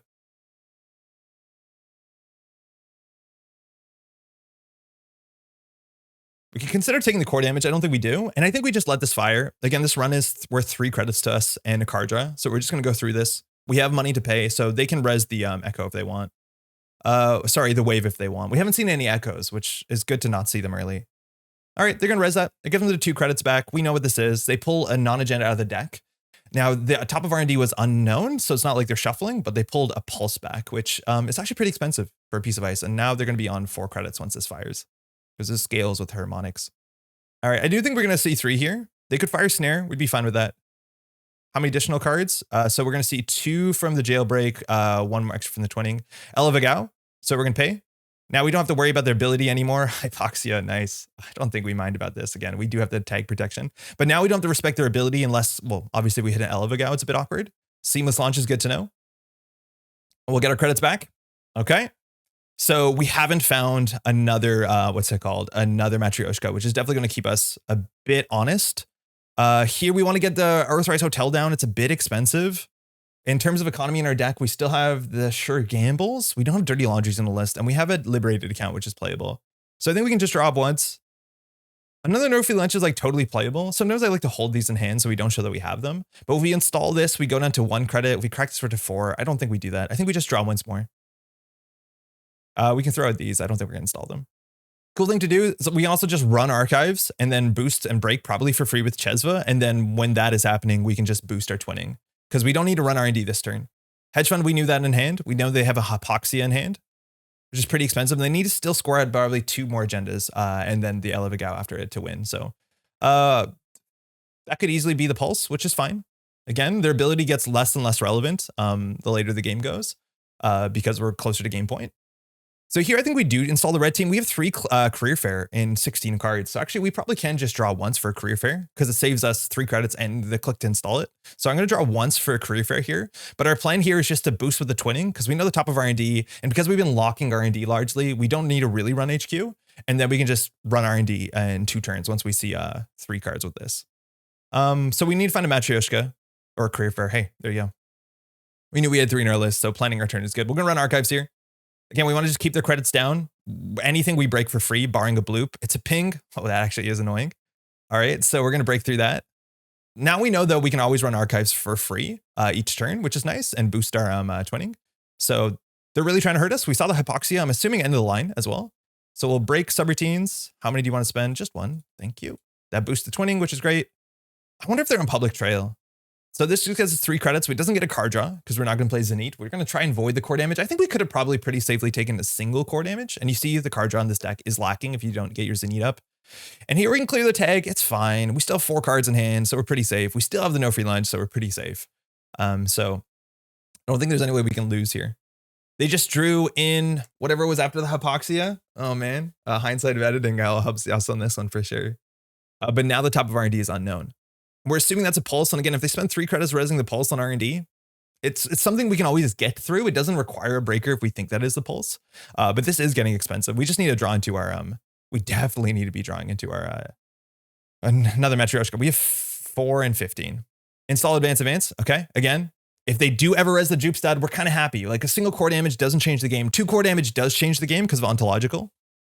So here, I think we can just draw up. Again, we can run archives for free. That's definitely what we need. We want to get this installed before we potentially lose it to Jupstad. 2 offworlds are off. So if they're scoring an agenda in server 1 with Jupstad, it probably won't be very tempo positive unless it's the one of Luminal, which would be pretty sick. So I think we can just run archives for sure. Happens this turn. We can do that any click really. Doesn't really matter. So I think we can drop once more. Penny Shaver is a bit too little too late if you ask me. We'll host that. So we're just going to run archives with the red team. It gives us a counter on the twinning. It's totally free. And it gives us 3 credits. Cool. So we boost. We get successful run and get 3 credits. Again, we could have got a card draw here. Our money's not amazing. Now, the good thing is like running central servers is relatively cheap. They drew an unknown card there. So there's some reason to consider running HQ here. Again, I do think this is a bloop, which is kind of taxing. And we have 7 credits, but we also have 3 more credits here. We can always run archives first and then run R&D and see 4 cards, which is pretty good. Oh, public trail. They played that. That's so expensive because we ran this turn. So we're going to take a tag and we're just going to clear the tag. Again, they can't public trail us again. And that's a big reason why I don't want to show 2 no free lunch because a lot of players will pursue the public trail to clear the no free lunch. And because they don't think you have a second one. And we definitely have a second one in hand. So that was just 4 clicks or sorry, a click and 4 credits just to trade a free card, which again is probably very much attached to their win condition. So I get it. But now they can't score the Jupstad. Their remote server is probably not in a good spot. We actually can just contest the remote server with 2 credits again. We can maybe end up taking a single core damage. Oh, seamless. Okay, so that's what's it called? Yeah, that is Luminal. They have it. That's good for them. Now, in theory, they have to score out 1 more 4-2. I'd be surprised if they have other 3-2s in a list and then an Elevagao. So they have the clicks back, but they're just gonna click for credits. And you saw the Jupstad, like again, it's so hard to afford it. And we definitely want to get our no free lunch down this turn because they're going to hurt us. Distributed tracing loses its value, but clearly they are also on public trail. So what do we want to do here? We definitely run archives. We probably draw once. Like, I don't think we're forced to do anything. I don't want to put the pinhole threading down or sorry, the penny shaver down because I don't think it's going to pay out before the game is over. So I think we can draw once. We don't really have a career fair target. Oh, actually, no, we have a great career fair target. So let's just do our thing. Let's just run archives again. They haven't jammed in their remote server. They are drawing unknown cards. I think going HQ is actually pretty reasonable this turn. Oops. Whoops. No matter what, we needed to hit red team. I think we can red team HQ here. I think that's totally fine. We get more money off of this. We probably could have done it a turn ago. And again, they can't res any of their 6-cost barriers or 6-cost biroids. Maybe they could res the bloop. It's pretty expensive though. So I think we just go HQ here because again, we get through the bloop relatively cheaply. And then last click, we'll career fair down, the Earthrise, and then no free lunch. Let's just go HQ. Cool. And this is the Matryoshka build. Again, you just need more Matryoshkas, and then the Chesvas kind of pay for everything. Like we're spending very little money breaking, which is obviously sick. So again, this one is free. The most expensive thing they can res here is a bloop.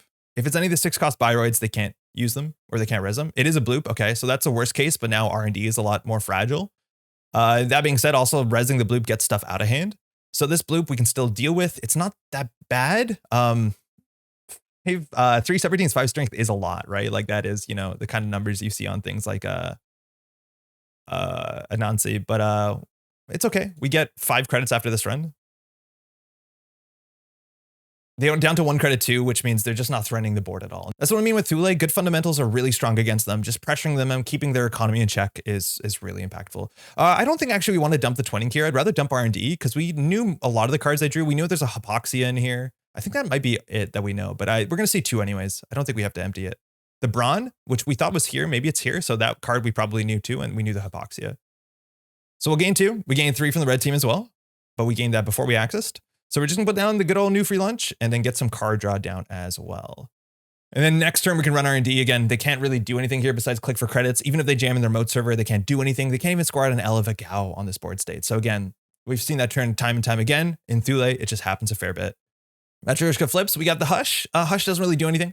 We want to run R&D here again. This is the most expensive ice. If they res this thing here, unless it's an Echo, they can't res the wave likely. So 2 Matryoshkas will do well enough, let alone we could consider to jack out. Again, we can see if they res this or not.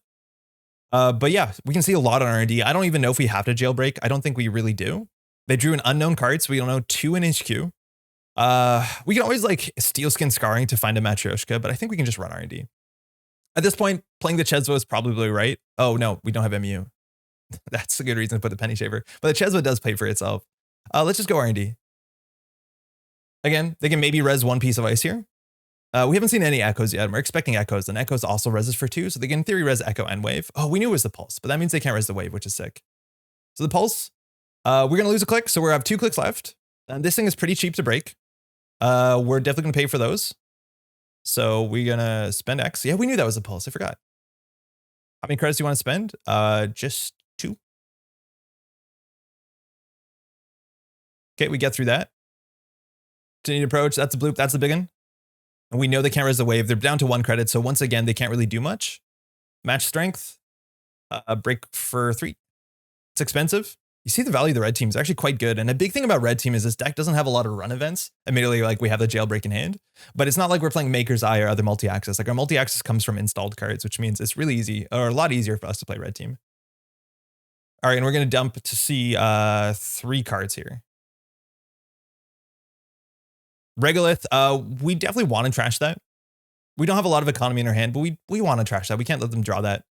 Spin Doctor, at this point our money is going. Again, we'll get 3 credits back here. If they draw Spin Doctor, we probably don't want that either. And there's the L of a Gao. Unfortunately, that's the last agenda we're going to steal.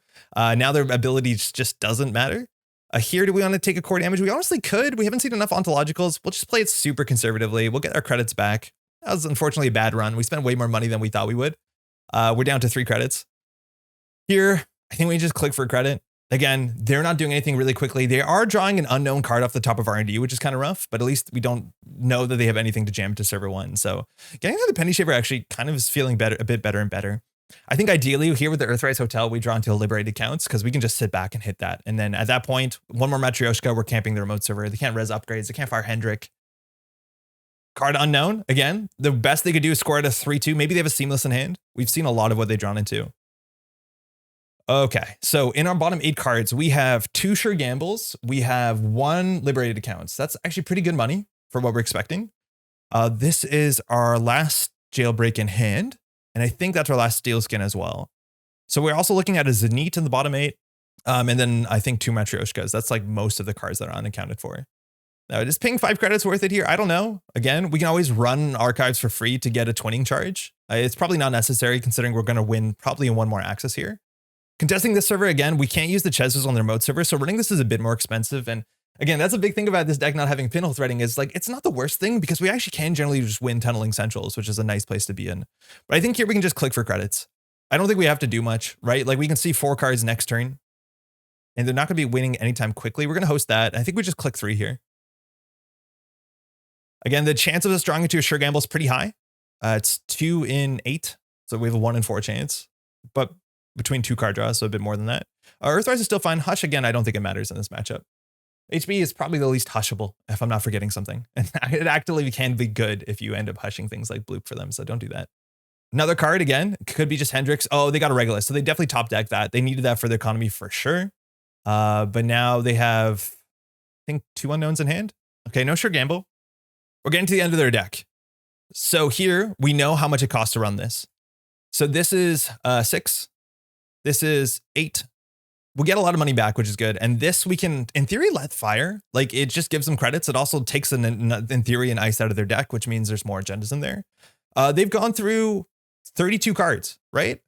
Yeah, 32 cards. And they haven't spin doctored at all. So I think going HQ actually is kind of reasonable. We can flesh out all of HQ if we really wanted to. We know there's a Hypoxia and a Brand in there because they haven't discarded cards. The last dive, we trashed and drew through everything, or trashed and stole everything. So we don't know what's in there, but we could consider fleshing out HQ. That's not that much cheaper, honestly, because we still have to get through a bloop, and this is only 1 credit more. We can just let this fire. But in theory here, we can just like let the jailbreak fly, see a bunch of cards, and probably win. I think that's fairly likely. Because with these 1-costers, they're probably on about 10 to 11 agendas, 2, 4.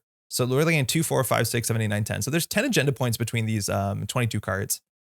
So that's about 1 in every 2 card, something like that. They're not running 3-pointers, so the density does kind of stay a bit more consistent. So I'm pretty sure here we can just send it. We can just send it R&D, and we'll probably be fine. If we ever need a panic, we can hit the no free lunch, and hopefully we win before that. If we hit double snare, they can't afford it. Yeah, let's just send. Full send. Again, we get our credits back from that, so the aggression actually does like, it's not as expensive as it looks often. But we didn't draw into any of our burst economy, which is just a bit unlucky. We also don't have to care about their ability of when they're on game point. It also means all their other stuff like distributed tracing is now a dead card. So barring public trail, the no free lunch gets, less and less value. Because distributed tracing can only fire after a turn that we stole an agenda. And largely if we stole an agenda, barring Nightmare Archives actually, which is worth keeping in mind. But at this point, we can probably just take the Nightmare Archives. We win. It's worth playing around Nightmare Archives. I forgot that we haven't seen any of those. And those are definitely alive and well in the format, let alone in this deck. All right, they can res that if they want to. It's free. We could break it. If we end up breaking it, we don't have money to steal or trash anything. Not that we are going to need it. Again, we're on game point. So this will fire to give them 1, 2, 3, 4 credits. Otherwise, we break it for 1, 2 credits. Is our 2 credits worth their 4 credits? Yeah, honestly, probably. We talked about how their economy is not very good. We're not going to run again this turn. So we're going to add a strength and break our subroutine. We could have just let that fire. I don't think there's anything that we care about that we're accessing on 1 credit. Again, we could pop this first if we really wanted to give us 4 credits. With that, we could trash and go deeper. I don't think we really need to do that. So we're just going to access with one credit. Oh, nice. So how many additional cards? Yep, we see all of them. Spin Doctor, could have trashed that. Hendrick, could have trashed that. Ontological, they'll win the game. We'll take the core damage, seamless launch, gain all our credits. We can sure gamble from that. Good game. And that's just clean fundamentals, good pressure there. Again, they had a lot of ice on the table, and I'm surprised how much of it they actually could res. Again, a fair bit of it's cheap. But that's one of the big things about Thule is that their ability, it's a defensive ability. It doesn't really give them a proactive game plan unless you're really rushing in the remote server, which I reckon they could have. They iced up central servers. And again, I think that's respect to Zahya. But a lot of times just good aggression, forcing them to res their ice, forcing them to be low on credits, trashing their economy when you can. And when you see it, pressuring their ice is so important. Like cards like Jupestead there would actually have a pretty different game. We were in flush with credits and we spent 4 to trash that on turn 2, turn 3. We might have struggled to get the aggression off that we really wanted to, but again, it's so expensive for them. They've had it all game and they can't res it. And that's kind of the problem with Thule. I find good fundamentals, good pressure, good multi-access. Just try not to run last click and get you there. Cool. Let's play another one. All right, we got back-to-back Thule. Let's see if our fundamental plan still stays true. Our opening hand, we have red team, career fair. That's nice. Access or card draw is a bit difficult because this is the one matchup where playing Zenith is like probably doable depending on how well things are going, but not the favorite thing to do. So getting some card draw would be nice. We have the jailbreak, which is a bit risky because multi-access. especially on turn 1, if you're spending 2 credits and clicks not to get, you know, the core damage is, you know, not exactly the most tempo positive thing. But we have a single Matryoshka. Career Fair red team might be good enough. We can get that down, check a central, they don't ice up, and then just draw with Steel Skin. Try and find our second Matryoshka. Again, just as we said before, keeping your fundamentals, keep that pressure up is super important against Thule because they don't have a strong economy. They kept their hand though. Maybe we'll see something good. Upgrades, they're tricky, hard to play around. Predicted Planogram, best of luck, have fun. I like cards like Predicted Planogram because it's good economy, and I think you just have to inject a fair bit of economy into this deck. And we're going to check the server. I don't think there's anything that punishes us here hard besides potentially running into Hendrik, but we're going to force them to res, see what this is. It's just an echo. Love getting that down early. Again, this is probably pretty weak to inside job. I don't know what server 1 could be. I'd assume a Nico. So I do think we can just get down our, I don't know, do we want to jailbreak turn 1? If there's an agenda, it might be in there. We could see the top 2 of the deck. We can end up, yeah, we can take the 2 credit click tax. We'll hit R&D, see the top. There's a Hendrik. We'll go ahead and trash that. It puts us off our sure gamble, but we're going to get 2 credits back after this. And then we know they have a wave. So we'll get our money. Here I love some card draw. We don't have it. So we're just going to sure gamble and probably, I don't want to show that because, well, admittedly, if they score out here, I think we just have to draw into a Matryoshka. There's the wake. Again, here, if they don't ice up centrals, we can go pretty wild with multi-axis. That's probably the wave. Again, we don't know what this is, but maybe it's a defensive upgrade. Maybe it's just something that they didn't push out. So I do think we want to Steel Skin and figure out what this is. We've seen one Hendrik so far. We want to find the Matryoshka. Okay, we have Career Fair now into Earthrise. I do think we have a chance of installing the Wake Implant. We have a lot of extra cards that they hit. We're not too upset. We just don't want to lose the Matryoshka. That'd be really bad. That's totally fine. Let's run HQ. Again, we're not trying to run last click. It's a snare. Ooh, that's pretty rough, especially after we played our Steel Skins, but I don't think they're going to fire that. It's pretty expensive. Oh, they did fire it. Excuse me. We lost our Matryoshka. We hit a Steel Skin, though. That replaced itself. So here we have to clear the tag. That's expensive for them, but it's good to know that they're definitely on snare. They're trying to hurt us, and that's another very expensive card. They're drawing up here, so maybe they don't have ice. Something in server 1 looks like, obviously, Upgrade City. Jupestad's pretty expensive for them. I think here we have to get a Matryoshka down. I don't think they have another snare here. We can probably just install the red team because we're going to get some good value off of this. Core damage are added to our score area. I don't love cards like this. They just make the game longer. Sometimes that can help you win. I don't think we want to take the core damage. We'll add it to their score area. We'll gain our credit from that. They have 1 card left. We can check it and we would still have a click and 2 credits left, but I do think we want to set up a bit more than that. Now, is there any chance we die? If we install the Earthrise Hotel, like they would have to have Drago. Order here was pretty low because we could have drawn into a Career Fair. Going down to 1 credits on this is actually pretty bad, but we can easily empty our red team. They're drawn up. They're fully drawing up here. So I do think we can just send it into HQ. Now this is worth more money, but we see less cards. I don't know what economy we can get. We need to get our economy up so we can play our sure gamble and let alone get these out of the hand before we lose them to more snares. So we're just going to run HQ here. Get some information about what this could be. More snares. Okay, we kept our Matryoshkas. We'll trash that. Jailbreak and sure gamble. Okay. They're down to 2 credits. We know this is a wave. We're probably on tag punishment considering that they are trying to tag us. Admittedly, this is just good. Spin Doctors could be on the table. Putting the snares back would be pretty ugly. So I think we definitely draw up. We draw up once more and just clear the tag. Okay, this card's good. It means that we can use this to pay for the tax off of their ability. They're on 2 credits. We'll see a Spin Doctor here. So the snares can easily go back. And here they can dump their hand. Checking archives is a bit dodgy because of the Nightmare Archive. So it's either we check this or check that. Ooh, we could put the Zenith down. I don't think we want to. I think we just put the Chesva down. Here, they're probably not, maybe 1 agenda in HQ. We definitely need to check this. I'm going to run archives here because I think it'll get the shuffle and we'll get the red team value. Again, maybe it won't. Maybe we'll just hit Nightmare Archives. Looks like they're going to shuffle. Let's see which face downs. All the face downs. So at least the snares are out of it. But running HQ now is a bit less attractive.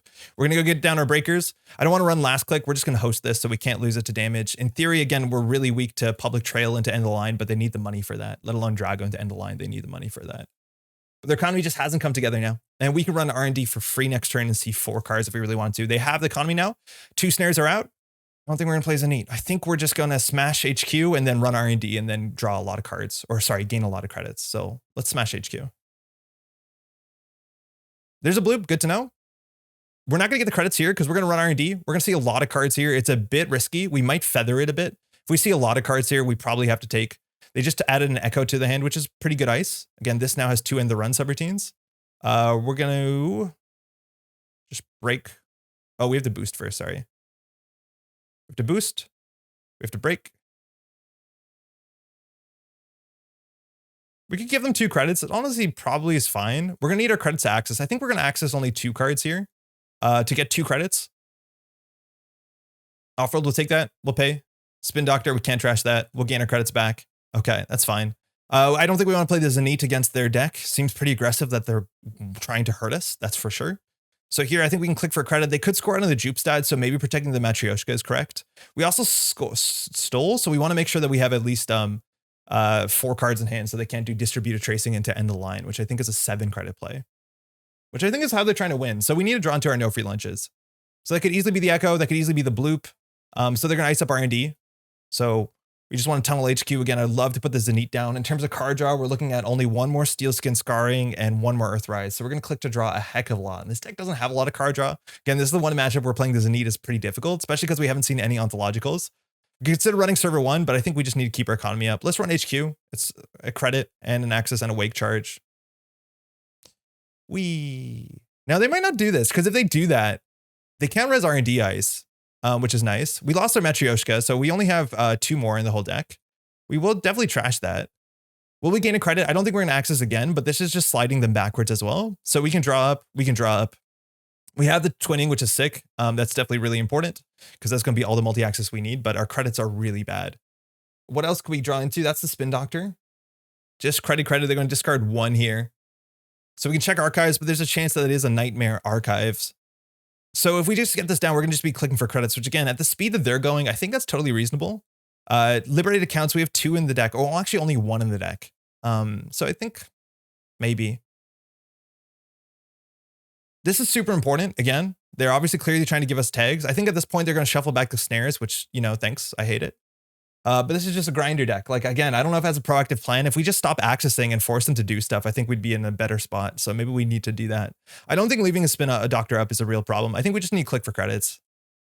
Getting this down is important. Again, we do have good multi-access. We could have ran HQ there and got a charge if we put down our twinning and got a credit for the access. That's probably better, especially because there's 3 snares out. I think the accesses are a lot safer now.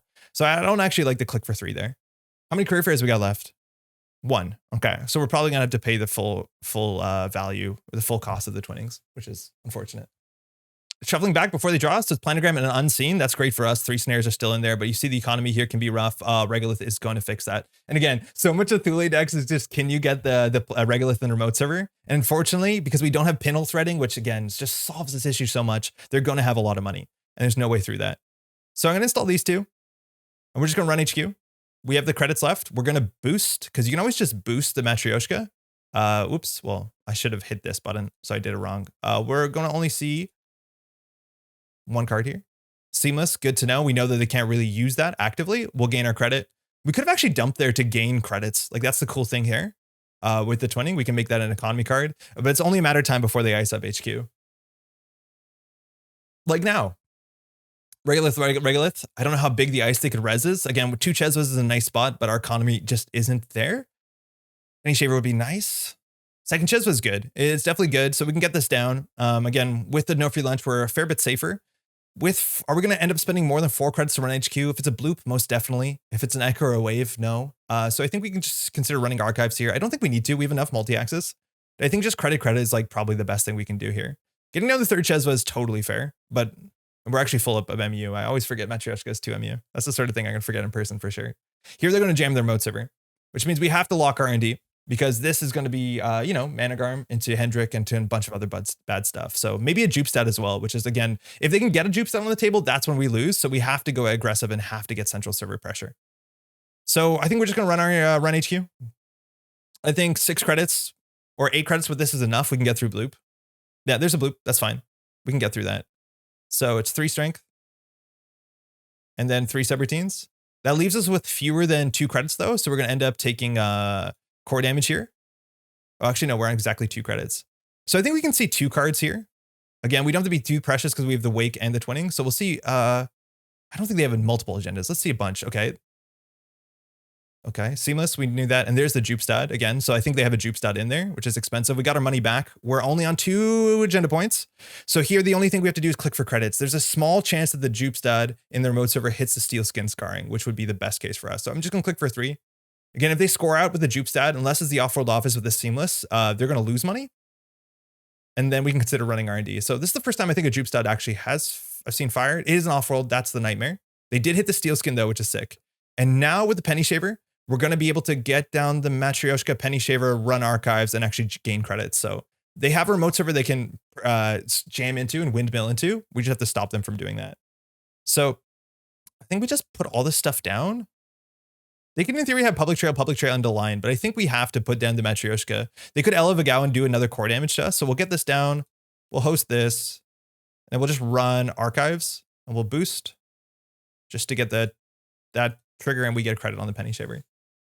Now we know there's 3 snares out, so we can access R&D with few cards in hand. It's just about how many credits we have. And these cards are so valuable because they're 2 credits a turn. Oh, they biotic. Whoa, I did not expect that. That's wild. Now they're only on 7 credits. So we're only on 2, 4, 6, and 9 with the 2, 4, 6, 7, 8, 9 here with the no free lunch. Could we consider running here on the remote server? Yes, we could. We've taken a fair bit of core damage so far.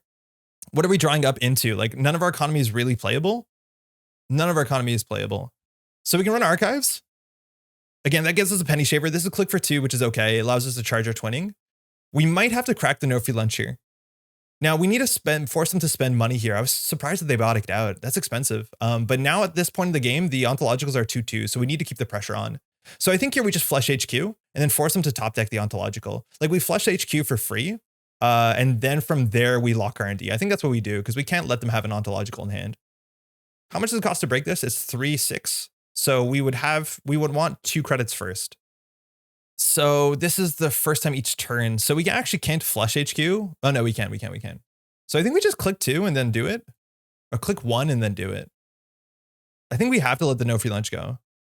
Why are we clicking for credit when we can Penny Shaver, right? Right. Okay. Match strength. 1, 2, 3. Break. 3. 1, 2, 3. So we didn't actually have to hit the Penny Shaver, because we're going to have to probably hit it again. We're going to see a whole hand here. Regolith. I don't think we trash that. I don't think we want to take another core damage, but I think if they push on their remote server, that's pretty bad if they push on their remote server. We're going to get 3 credits back after this run, of course. Ontologic, okay, that's what we take. We take a core damage, and there's another droop stat. So if we have to draw here, because if they top deck an Elevagao, we flatline. So we're going to draw once. But that's so important again, because we're on only, how much core damage are we taking? 3? Planogram to gain 3. I'm surprised they're not drawing, because the ontologicals are what? 2 1s?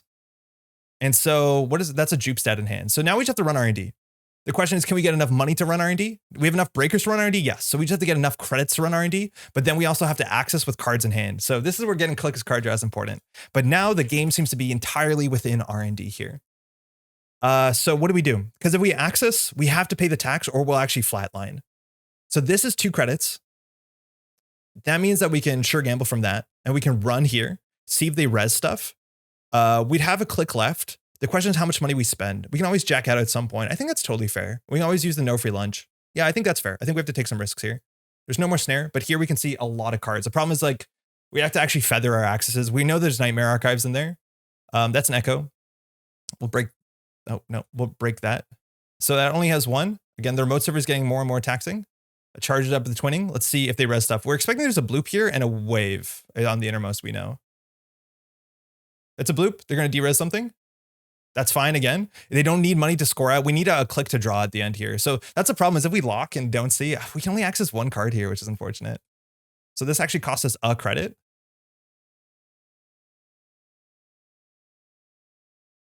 Okay, so we have to decide what to do here, because we know if they res the wave, they can pull a card out of their deck, an ice out of their deck. So we could jack out here. They can pull a card out of their deck. This they res for 2, but then they gain 3 and we let it fire. I think that's fine. Then when we access, we're going to access, I think we can only safely access 2 cards. And then if we hit 2 agendas, we do flatline, which is obviously bad. We can trash stuff, but we generally want them to draw into trashables before anything else. And then if we do that, we're not drawing. So if they top deck an agenda after that, we flatline. I think we have to take some risks here, because we're not in a good spot. So they can res this if they like to. It takes agendas, non-agendas out of their deck, which if we're trying to find agendas, that's okay for us. But this is only gaining them a credit on this run. It obviously makes their echoes better, but like, we can't play around that forever. So we knew what this is. Again, it's going to give them 3 credits because they got harmonics. Actually, unres the bloop on HQ, which makes sense. Again, they're just going to like slam whatever they draw. So the question is, how many do we access? If we access more than 1 agenda, we lose the game. So I think we're going to access 1 extra. Obviously, we have to add that. Ooh, one more ontological. If they top deck an ontological, we lose. If they top deck an Elevagao, we lose.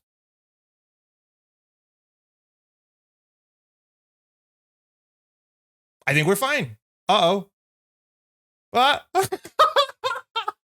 Oh, no. I should have accessed more. Win before I flatline. Oh man, I thought we should definitely have accessed one more because we wouldn't have flatlined. We would actually win before we flatline. I totally forgot about that. We actually could have dumped our hand there. Unless we found the Elevagao, we were like in an okay spot because we would take the core. Oh no, yeah. We would have, man, because this one we'd be safe for. So if we hit anything else besides a 2-1, but they found the ontological, which is in the next card underneath that, which I think it had to exactly be because it had to be exactly the card down on R&D. Thanks for the game. That's really fun. Yeah, it's really important to know this says when the runner steals an agenda, you steal the agenda. The first thing you do is you check if you win. And then after that, you fire the abilities. So if we actually saw one deeper, we could have won there. Man, those snares hit really hard. Just getting the card draw is all we needed. We just needed one more card in hand and we could have taken the core damage. But I think we definitely should have realized there. We could have seen further into it. And as much as I poo-poo on Nightmare Archives, like that is the game where it actually did matter for sure. But yeah, we did not get our pressure in down soon enough because our economy kind of fell apart. We were not expecting 3 snares, but hey, that works. All right, let's do another one. That was fun. That was wild. Oh man, we should have just seen another one. Okay.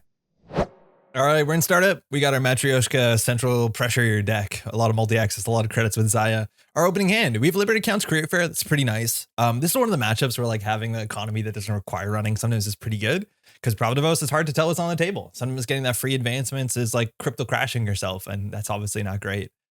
Tracer, they kept their hand. So I think we can keep this for sure.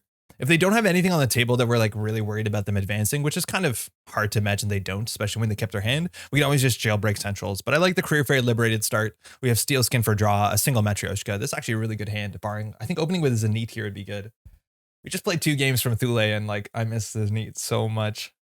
Best of luck, have fun. Pushing a remote server, if they put something in it, again, the quality of advancement here is night and day. Sometimes it's a 4-2. If it's just like, you know, a trap, a ubiquitous vig, we don't mind. But if we don't run, they have to seamless launch it out or do something like that. So I think here we can just like score out. Now there's a chance there's a Drago and they could like spend, you know, a lot of credits trashing our Drago Liberated, which I think we're okay with doing that. We also watch out again until we find a no free lunch. A Drago on the table means they can retribution our breakers. And that kind of costs us the game when we lose the Matryoshka and all of the sisters. So that's not great. Here I think we can just get credits. Are we going to need more than 14 credits in the next couple turns? Honestly, probably not. So I think we can steal Skin Scarring last click. That's a bit of an order lull. We probably should have hit this before hitting the economy there. I thought we were going to overdraw, but my math was pretty rough. So let's see what they do here. Oh, it's a regolith. Okay, that's important to keep down. Again, this is such a big piece in the format. Now, this also means barring Chesvo, there's not a lot that they can advance and get good value from. So this is actually a really good turn to like get down the Chesva just so we can trash stuff and then like jailbreak R&D. Chesva is not the most necessary. I feel like our economy is in a good spot that we can afford to put this down and potentially not use it. Now this draws us a card, sees 2 and gets 2 credits. So let's see what they advance. In terms of advanceable ice in the format, we're expecting mostly Chesvo. That's a pop-up. That's good. That's a Vig. Not a big Vig fan. I do think we might as well trash it here. It's cheaper. We'll gain our credits. Hush is so good. If we can hush a mess in the Chesvo, just absolutely destroys it. And basically any ice they advance is going to have text on it. So either Hush, Ice Wall, or even Pharaohs. Those are all cards that Hush actually works with really well if we Hush it, which is great. So we know they're going to having a pop-up, so that's fine. I think we probably can just steal skin here and then install a card. Penny Shaver is good enough. I don't know if we need to show the Matryoshka. The Penny Shaver, again, like we need to be running a lot for that to be good. So we'll see. I think they're going to pop up window R&D, and at least this kind of cancels out the pop-up window. Next turn, they might empty the regolith. Now, us taking this down when there's only 6 credits on it, I don't love it. Them icing up everything, that I like a fair bit better. And now face checking gets a bit more frightening. Now, if we want to get both of these down, we can, and I think that's nice. We can use the Chesva credits to pay for the pop-up, though, which I think is fine. I think the pop-up window might more likely be on archives. Otherwise, if it's a face check, it could be net damage, and potentially from, what's it called, from Sarevna. So I think we can just set up here. We definitely need to draw a fair bit more. We need to get into our no free launches to feel really safe, but at least we have the Hush in hand. And with a single Matryoshka and the Chesva, we can definitely jailbreak R&D, and they're drawing an unknown card here. At this point, they've gone through 10 cards. So we're assuming there's an agenda in the remote server if they do jam here. I think is kind of likely, but with a single Matryoshka, they might actually be a bit afraid of jamming the remote server. Again, if we're assuming this is Mesna Chesto, that makes more sense because that deals with the Matryoshka better, 2 ice. So I think here we just jailbreak. Yeah, I think we just jailbreak here. If it's a Serevna, I think that's the worst case. Funhouse is pretty bad too, but I think we'll just pay through it. Again, this is a lot of value. Is there anything we die to here? No, I don't think so. Well, we die to snare on R&D. It's a Serevna. That's the worst case, I think. I think we'd be pretty happy getting paid here. Otherwise, we will break this fully. They did pay us, so we can only break 1 subroutine on this. So let's see which one we were going to break. So we have to add, we don't have to add any strength. We have to break 1 subroutine, which I'm going to break the net damage here. Them drawing cards is actually pretty good. I'm going to just do this to break the net damage. You can fire the cards and the tag. Oh, because we're not, oh, it's on me. I didn't encounter. That's on me. Okay. I thought it didn't work. Of course it works. So this is flipped face down. Fantastic. We fixed it. So they drew, we got a tag, a continued movement. They have unknown cards in hand too. So if they score out, they can't, we know we can run HQ next turn. We know there's probably on archives is the pop-up window. Penny Shaver gets a credit. We drew into another Chesva, which is pretty good. Hedge fund off the top and a backroom machinations again. So this could easily be a Drago and we could lose the Matryoshka here. So we need to find really quickly a no free lunch if we want to be safe. So we're going to drop once, we're going to drop again and just remove the tag, unfortunately. So we can get blown out here by a Drago. At least we haven't invested too heavily on the Matryoshka out of the gate. Looks like it's an agenda. Just a Beal. That's great. Into the hedge fund. That's totally fine for us. The top of R&D is now totally unknown and we can just go ahead and jailbreak it. I think jailbreaking HQ also makes sense. I don't think we know any of the cards in here. Making them spend money is good. We know the advancement's probably going to go here. So I think we can just do that. I think we just do gamble. We probably put the Chesva down sooner than the gamble. And then I think we jailbreak HQ here because I think there's a chance they have an agenda. Maybe they would have jammed it instead of playing hedge fund. So maybe this is not great. It's a Vasilisa. Man, there's so many things you want to hush here. Here, the advancement, though, is not amazing, but this is actually a pretty good deterrent if they have something in server 1. But we want to make sure we're pressuring HQ and seeing, again, we know the back room in hand. But we want to make sure that they're, if they have something on the table, we're not running HQ. So we'll get our value when we can. Okay, so it's 1 subroutine, cost of credit. Man, I'm doing this in a terrible way. Whatever. We figured it out. I clicked on the wrong order there. It's fine. So we're going to see 2 cards. We're going to draw. They get advance, assuming that, again, probably the Mesna Chesto there. That's a Vlad grid. We're going to trash that again. We have all these Chesva credits, and that's a pretty good win condition as a Scion, so traps as well. We'll gain our 2 credits from that. Career Fair has no target here. Again, we're trying to find the no free lunch. Top of R&D is unknown, and it's actually free next turn, so we want to keep getting our pressure engine going. Maybe we sure gamble here. We don't want to like discard Steel Skin because next turn we can always like Steel Skin and then install with Career Fair. Maybe we wanted to Steel Skin there on 3rd click, actually. Another hedge fund. Again, they have 16 credits. Pushing some in their remote server. This is where it gets scary because we have to put, we need to get another Matryoshka down. But once we do that, that's pretty good. Now that can be a checklist. I think it has a chance of being a Drago. We know the 1 card in hand's a back room, so they might just Drago for that. So let's go find another doll. We don't, but at least we have a no free lunch, which is the next best thing. So here, I think we just continue slamming into centrals. We drop the no free lunch. They've already advanced this card once, and then we can run R&D. Again, this is credit positive for us. In a good way, we get the Penny Shaver, we get the Axis. We want our Zenith now. We'll break 3 subroutines here because we can, it's free. We don't want to let them have card draw. And if they score it, at least they're not doing much else on their turn. Admittedly, we can lose 7 credits, but that's nice to have the Penny Shaver and no free lunch. Corp can advance. Let's see what they do. This could be a big Beal too. Crypto Crash, love to steal it, gain the credits. We can go back. It's a bit expensive. We don't really need a Dawkins Pass, but now they're drawing an unknown card. At least they'll be stuck in HQ. And if they score out, they're not really doing anything with the Vasilisa. But the no free lunch is good. We're going to definitely have to draw through our deck again. I'm just going to play this to play around Crypto Crash a bit. It's a Vig. That's totally fine. The amount of time it takes for this to pay off as an economy card is absurd, especially because they advanced it once. Now, this is admittedly a bit deterrent for us to run, but I'm actually way happier it's this than just about anything else that could be advanceable, barring a checklist that we don't run. But yeah, so they spent so far a click and a credit to res this. So it's going to be a couple turns before it pays out. But admittedly, it's a nice thing to put on the remote server because it's hard for us to contest. All right, they have 2 unknown in their hand. Now they're going to have 2 ice on HQ. We want to find our Zenith chip. We found our Zenith chip. I think we need to pre-install the Hush. I think we have to just risk the 1 and 4. Oh, that's so bad. That's so bad. Oh no. Oh, we'll run R&D here. That's so bad. Such a good card in the matchup. Maybe we should pre-install it. I just don't want to pre-install it on a card that they haven't rezzed yet. But we have 1 more in the deck. It looks like we're tunneling R&D anyway, so whatever. Okay, so they have a back room in hand and 2 unknown. That is super important because this is where we lock the game. If they don't get better ice on R&D, we will make sure they'll never draw an agenda. Let's see what they advance here. Man, 1 and 4. Lost the hush. That's okay. That happens. We could have played safer if we wanted to. Hedge fund off the top. That's even more money for them. We'll gain the credit. We can career fair that down. I don't want to show that we have that because it'll change how they play. Oh, I forgot we had core damage. Whoops. Career fair has a lot of targets in the deck. We have another, no, we don't have another liberated, but we have all of our red teams and we have all of our Earthrises. So I'm going to get rid of this HQ card. Again, the twinning works similarly to Docklands Pass. They actually might have an agenda in HQ considering the way that they doubled ice that. They drew 2. Ice on R&D. Again, we need to find another Matryoshka stat. So how do we do that? Again, Vig is getting them good credits. We know a hedge fund and a back room in hand. We can always run. We want to definitely get this down first. And this is also liability to tags, which clearly is part of their game plan with backroom machinations. But I think at this point, we just run archives because if we're assuming that is on archives, what's it called? A pop-up, we break it for free, get a 20 and get a card draw. So let alone the penny shaver as well. So this, unless the runner pays, we can pay with that. So we'll let him fire. So we'll pay 1 from here. That gets a 20. Another no free lunch. That's really good for safety. Let's see if the Vig gets bigger. They also could advance this ice on R&D, which would be annoying. Again, Hush is so good if that's a fun house, but it looks like the Vig is going to get even larger. We can drop once again. Another Chesva is good. We need to draw deeper into our deck though. But if we do that, we're going to discard a card. So Chesva means again, 6 credits for a free run every turn. And we can see the top 3 of R&D next turn. So the question is, can we get another Matryoshka? We have 5 or 4 and 15. So hopefully we find it soon. 4 and 15, good odds. Here, I think we just do draw. Again, they could be playing snare. It kind of makes sense. We haven't seen a lot of influence. I do think they might be on end of line. That is, you know, the tag punishment, but it kind of eats into the backroom machinations. Spin Doctor in server 2. Upgrade in server 1, Acid in server 1. I think this could easily be a checkist too. So I don't know if we want to check it. This is where like they start having, you know, plays.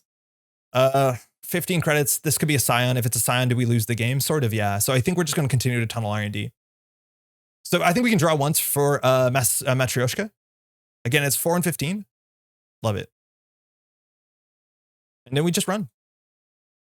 We just run because we can see 3 cards here. Most taxing thing here would be a funhouse. Just an ice wall. So they actually are on ice wall. That's fine.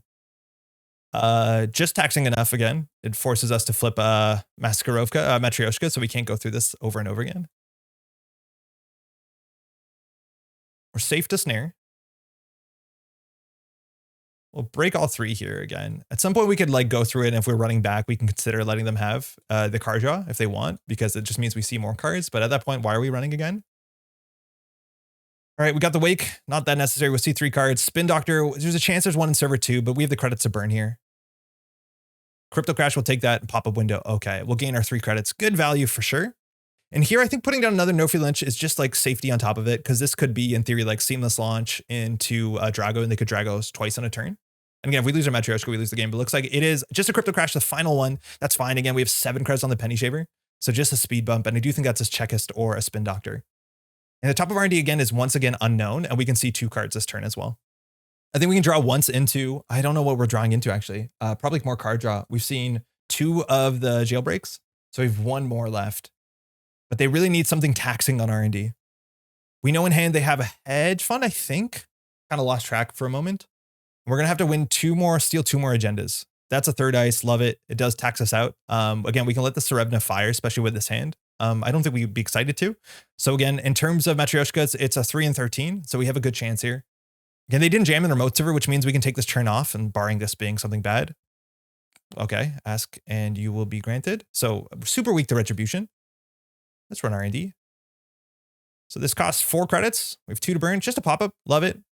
Letting us fire or breaking it doesn't really change anything. If we break it, it actually flips our Matryoshka. So we're just going to let it fire. And we got a lot of clicking to do here. So here we go editing. I do spread these out again just to play around program destruction. It's kind of habit. We're not expecting program destruction. If we're ever going to over-install potentially during the run, you definitely want to use 1 before you use any of the others. But again, there's nothing that really will trash programs here. But in theory, if we're going to over-install, we should use all from 1. All right, we're through. We're going to see 2 cards here. Again, they're unknown. They get advancement, probably the Ice Wall. It only gets taxing once it hits the 2nd advancement. It's 3 strength. Yeah, that makes sense. We'll see 2 cards. Reversed accounts. don't want them to draw that, I guess. Trigger light. Ooh, that's scary. That means fast events. We have to pressure HQ. Well, we can't do that this turn. We'll do that next turn. And we have a career fair into Earthrise. This is a bit risky because we're less than 4 cards in hand. But now we can consider running HQ. We know that they have a back room in hand. We know that they have maybe a hedge fund. Again, I forgot track of that. And they have a Trigger light. And with Trigger light, that means they're definitely going to be on tomorrow's headline and the 2 Beals, 2 extra Beals. So we need to pressure HQ. Again, maybe they don't have it because if they have Trigger light, they would probably just jam it here. So if that's the case, we just continue hammering R&D. Maybe, yeah, there you go. Okay, so that's fine because we know most of HQ, so we can just continue tunneling R&D. Oh, headline. Okay, that's good. That's out. They're on game point. I don't know if they're on 2-1. Another Trigger light would change it. But the fact that they Trigger lighted on the turn that they drew the Trigger light makes me think they don't have another one. So we have a tag. We have to remember to clear that tag. None of this is good. Again, Liberate, I don't think we need it. Again, we have 8 credits on the Penny Shaver, so I don't think we're going to need it. Can we access with the tag? I think we totally can. I wish we could get more multi-access here. The only way to do that would be get the Wake Implant down, which I don't think we need to. But if we see the top 2 of R&D every turn, barring this being a spin doctor, it's hard for them to find an agenda. But again, they could just have the 2-1, the post-truth dividend in hand, and we could lose. But what do we know about hand? Just a back room. We have to play around the back room. The back room is probably how they're trying to win on 6. So I'm assuming it's all 2 pointers and then back rooms maybe. But double no free lunch makes that hard. Do we want to draw first? What are we possibly drawing into before we make a run? Okay, because the run costs us, this is 1, 2, 3, 4, 5 credits, so it's free. So we have 1 Sure Gamble in the deck. All our jailbreaks are out. So cards that make R&D running better. In theory, red team, there's 2 and 9. We could play that. We'd have to play it naturally because we have no more career fairs. That's fine. We can afford that. So I think we sing 2 on top of R&D is probably fine. Again, we have to clear the tag. We'll remember to do that. We can always pop the Penny Shaver first, but I think we just lock R&D for sure. I don't think there's anything we're drawing into that changes that. Maybe we should run HQ at some point. I don't know. We're so much better at running centrals than this remote server, considering we have 6 credits a turn of free breaking coffee. You can find that. Again, other versions of this deck have either things like Finality or Maker's Eye, and you see the value of that. It means that we can just like burst here and see like a lot of cards and get a lot of credits. Okay, we'll spend 1. We don't have to boost strength just yet. We don't want to let them draw cards because again, they're getting close. Well, they're on game point. They're by definition on game point. So we're going to see 2 here. Again, we're going to need 2 more agendas. Let's see what they advance. Probably the Ice Wall, I reckon. Okay. Pharaohs, that's a big one. That's a really, really big one. That's okay. It's kind of expensive. They have the money. And a Vlad grid. We have to trash this. So that means they're drawing a Pharaohs. If they click to draw, they'll get through it. So here, I think we can Sure Gamble, clear the Penny Shaver, just so we can contest our remote server and clear the tag. Again, I want to keep the no free lunches because I think they're going to try and win up backroom machinations. And it means that we can blunder into a checklist and be fine. So we know Pharaoh's backroom. I think we might know 1 more card, but past Andre has forgotten. Apologies. So let's see what they do here. Again, if they draw an unknown. So then at this point, we either have to run server 1 or run HQ. And that's a really big thing. They have a lot of traps like, check a silence. They don't do anything from central servers. So that's a lot of times why I prefer this. But we can lose to a single 2-1 out of nowhere, let alone now they have an Ice Wall. Trigger light means we lose to that. So as soon as we see a trigger light on R&D, we have to flush HQ. Cool thing also is if they don't draw here and they leave the Pharaohs. No, they just drew the Pharaohs. Sorry, it's an unknown on top of R&D. That's the hedge fund. So we knew they had it. So they have backroom Pharaohs. That's the Pharaohs. So we know backroom and an unknown card. So if they draw here, they will get an unknown card. Now drawing a last click is a bit sus, especially into an open HQ. So I don't know what they do last click. Pharaohs is 7 for them. Again, we break it. It's 5 strength. It'll get higher. They advanced it. So it's 6 strength. So we know, I think only the backroom, but there's a chance we should have known what the other card is. All right, we have a Wake Implant.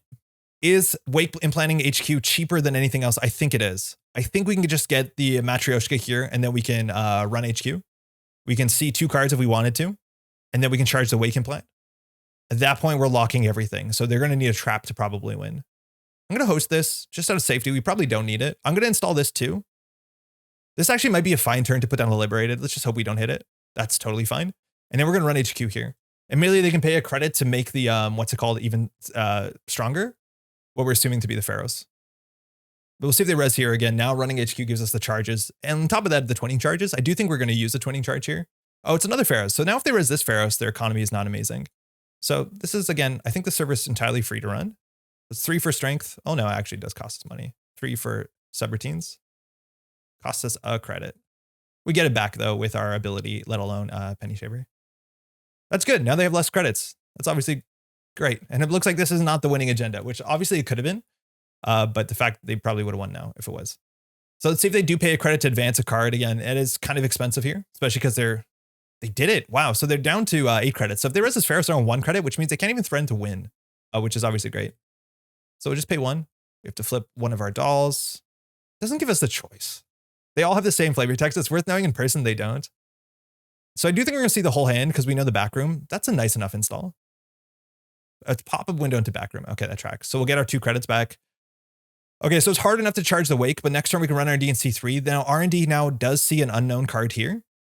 So the question is what we do for our last click. Getting down the red team drops us to 15.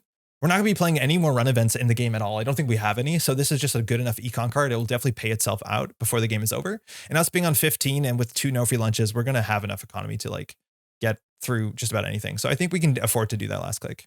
Okay, so unknown and then pop up back room. Anything that goes in, oh, it's a regolith. Oh, that makes so much more sense why they res. We probably should have put 2 and 2 together. Okay, so now they have 1 unknown in hand. Earthrise, again, I think we can just do our math here. We can see 3 on the top of R&D. So if we do that, again, this is 8 strength. Oh man, we have a hush in 3 cards. Actually, we probably should draw into the hush because hush saves us. Actually, it doesn't save us that much. It honestly doesn't save us that much. Hushing the pop-up window is interesting too, but hushing this doesn't actually matter that much. It saves us 3 credits. If it hits a mess in chest, we're in a better spot. But we're going to draw anyway, so I think we just run. I think we red team. Again, we'll be 15. This is going to be 8 strength, so that's 6. So that's all of our Chesvas, and then it's 3 to break. We're on 12. Then this is 2, 30, 40, 15, 16, 17. Yeah, we can definitely do it. And again, we need to lock the top of the deck. They have 1 unknown card in hand. Yeah, there you go. It's a big old Pharaohs. So 8 strength. That's all of these. We have no more coffee. 3 separate teams. We can't go tag me, obviously, because they have the back room in hand and they'll win the game. That might be their only tag punishment. This is actually really expensive. This is getting expensive. They'll gain credit. We'll gain credit. Again, we have a 1 in 3 chance of hushing this, which is probably fine. Unfortunately, actually, MU means it's probably not playable. So I think the MU is better spent on a Chesva than it is spent on blanking that. Okay, this is now 1 strength, 1 to flip. It's getting pricey. We have to get a really good run here. But the good thing too here is if we see the top 3 cards of the deck and none of them are agendas and there's no spin doctor, we can just put that in liberated accounts and like be happy and just empty that, which is always nice. Wow, expensive run. That being said, we're going to get all this multi-axis credits back. So we drew into an Earthrise. We're not going to play that. I'm assuming you're going to advance the Pharaohs once more. Ice Wall. Yeah, just good enough returns. How many additional cards? 1 from that, and we'll do 1 from the twinning. Spin Doctor, we have to trash that. We can't let them break R&D lock. A Mess and Chesto, that's annoying. And a Vlad grid. Oh shit, we have to trash all of this stuff. So they're drawing to Mess and Chesto. That's a win condition. We have to trash that. So in terms of agendas, 2, 4, 6, 7, 8, 9, 10. There's still 10 agendas worth in 16 cards. We're assuming they don't have an HQ, and we're assuming we know it's not the top card. So I think here we just penny shave, liberated, hit liberated. It's a bit slow, but I don't think they're going to top deck. If they put something in the remote server, they're kind of calling our bluff here. If they get the Mess and Chesvo down, obviously really annoying. That is something we're excited to hush. That actually does pay out the Chesvo for running once a turn. Now, if we didn't trash there, we don't have to run. So they just drew into the Mess and Chesvo. So we know Mess and Chesvo, back room, pop up in hand, and 1 unknown. If they put something in server 1, it has to be the unknown card, which means we could consider checking it. That's a good R&D. We have no more burst. We're definitely going to be running pop-up once a turn, at least to charge the twinning. It's actually, we have to do the math whether running HQ is better because we get the wake and plan charge, which is a bit more important. And again, we still think there's 10 points within 16 cards. So the density on R&D is pretty high. Icing up archives. I like that. Okay, so that's probably a Mess Chesto or the pop-up. So here we can just red team HQ. I just need to do the math. So again, this is a 6. So that's all of this. And this is 1, which is totally fine. So I think we definitely go HQ here with the red team and we just charge and we don't hit anything. It gets us the penny shaver 2. It gets us the card draw, which is nice. And then we just hit liberated counts. They draw into an unknown card though. So if they install in the remote server, we have to consider checking it, which is going to be cheaper than running R&D. Now on the last turn, we could always consider going tag me and save some credits if we really want to. We can take the net damage from this if we're really confident that we can win. This is, again, they might spend the credit to advance this. We don't want to really do the multi-axis. There's 1 unknown card in hand. If we see it, again, then we'll have full information of their whole hand because we know they have message chest, so pop a back room and 1 unknown. And that's probably what one of this is, obviously one of the ice. They did advance the Pharaohs here on HQ. That makes sense. So cost 1. We don't take a tag there. We're not going to use any multi-access. Draw a penny shaver. Last card's a hush. There's a message as well. So more likely the pop-up. We'll gain the credit. And then I think we're just going to hit all our money here. This is a click for 2. This is a bit better. And we'll throw out, well, this need is definitely useless, but so is the penny shaver. We have a bunch of unique hardware there. So there's a lot of cards we can discard. Last card in our stack is a hush, which again, we're running into an MU issue. Install. So if they install something in the remote server, it's unknown. We actually do not know what this is for the first time in the game. It could easily be the agenda, but also could be a VIG. It could be anything. So we have to make some decisions whether we're running this or whether we're running any other server or any other central. All right. All right. So this could be so many things in the deck. We've seen 2 regoliths, could be regolith. We've seen all the Vlad grids. That's great. We've seen 2 spin doctors, could be spin doctor, but we're definitely on more copies of VIG and reversed accounts. We've seen 2 VIG. So actually less likely. Is there a chance this is an agenda? I think they can easily put an agenda in here considering if we steal it, we don't win the game. If it's a Scion, we'll take 2 tags, which we can definitely deal with, which is nice, but then we have to start playing around public trail. And if they res most of this ice, I think it's more expensive for them than us. With 20 credits though, it's really important to know, like a Messna Chesto costs us 7 credits to go through. So we immediately jump down to 13. We also can't red team this remote server, which is really difficult, but there's some good reasons to check this. We also could say no, and then just smash R&D. If we do that, again, we have to keep 3 on the Matryoshkas, 3 Matryoshkas to do 1, 2, 3. So can we do 4 and run this first? There's actually a chance that we can maximize our accesses by smashing HQ and then smashing R&D and then letting some of these things fire and say like, you have to have in their remote server or we win the game, right? Because we can run this, pay through this. Actually, no, it's probably way too expensive. But I was thinking we can go through this, take the tag, go through this, pay through that, go through that, let that fire to some extent. They could draw cards, but we could see this turn if we really wanted to. 1, 2, 3, 4 cards off of R&D. We'd have to steal 2 agendas. Assuming this is an agenda, let's imagine it is 2, 4, 6, 8, 10, 12. So then there's 8 agenda points within 15 cards. So that's about 1 in every 2 cards in an agenda. So if we see 4 cards, maybe we're, expecting to win off of that. We know Hush is the last card. Again, MU is the problem here. I do think we can just send into R&D and hope that they don't have it here. What do we think it's here? This is probably a Messna Chesto. Again, that's probably another Messna Chesto, which is really expensive for us to run. So I think we just have to win off of R&D. Because if we go through this and not an agenda, I think we lose anyways. So we might as well take our chance of winning. Because even if this is an agenda, we don't win. I think our better chance is running R&D. So let's do that. How much is it to break? 10 strength. Oh, it's so big. Oh, because it gets 5 more when it's 3 strength. I totally forgot about that. I totally forgot this only scales when it hits that threshold. Oh man, I thought this scaled up like Ice Wall, so that makes sense. So it's 10 strength. So that's 8, 9, 10, 11. Again, we can go tag me. Probably will want to avoid that if we can. This is 12. This is 13, 14, 15. This is 16, 17, 18. So nearly all our money. Nearly, but not all our money. Nearly all our money. I don't think there's anything better to do. Drawing the Hush doesn't change. Drawing the Hush actually saves us a fair bit of credits on this. So if we draw the Hush, it's a click. Then we install the Hush on this. Yeah, sorry. Hey, just got to do some math. So if we install the Hush on this, it costs us 1 and it saves us more than the Chesva. So the question is whether that's worth it. Draw and install. So that's 2 clicks and a credit. And then we lose the Chesva credits. If we do that, that saves us 5 credits on this. So is 2 clicks and a credit worth 4 credits basically? Honestly, at this point, yeah, kind of. I think we do that. 5 strength on this is a lot. I think we do that. I don't know. Because I think we're going to win on this run anyways. So actually, is that worth it? No, we just draw the Hush anyways. Nah, that's probably fine. But yeah, in theory, we could draw the Hush and put that on this. But I'm hoping to win this run. Let's go. We're not going to float the tag. In case this is not it, then we don't lose to backroom machinations. And we can afford not to run the tag. Or to float the tag on the Pharaohs. Oh my god, 8 strength. Biggest ice in the format. We found it. Still, this is cheaper than a cleaver. So even the fact that Matryoshka is an AI, I think is working okay for us. This we don't break. It costs us the same. And then we don't have to flip a Matryoshka for whatever that's worth. It's not worth a lot on here. It's not like we're going to run anything else. We know backroom in hand and then one of the ice probably, or could be the unknown, but that's the unknown they drew. And I think there's way more cards they can put in their remote server that aren't agendas. A1, of course. 4 strength. And then 1 in a flip. Here we could take the net damage. It saves us a credit. Is it worth it? We would die to snare. That'd be ugly. Could we avoid? Is a credit worth 2 cards in our hand?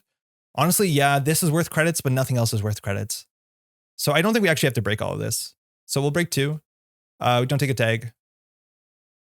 They can hit us. If we die to snare, we'll feel really silly, but I'm gonna take our luck here. Okay, we kept the card we wanted, if any.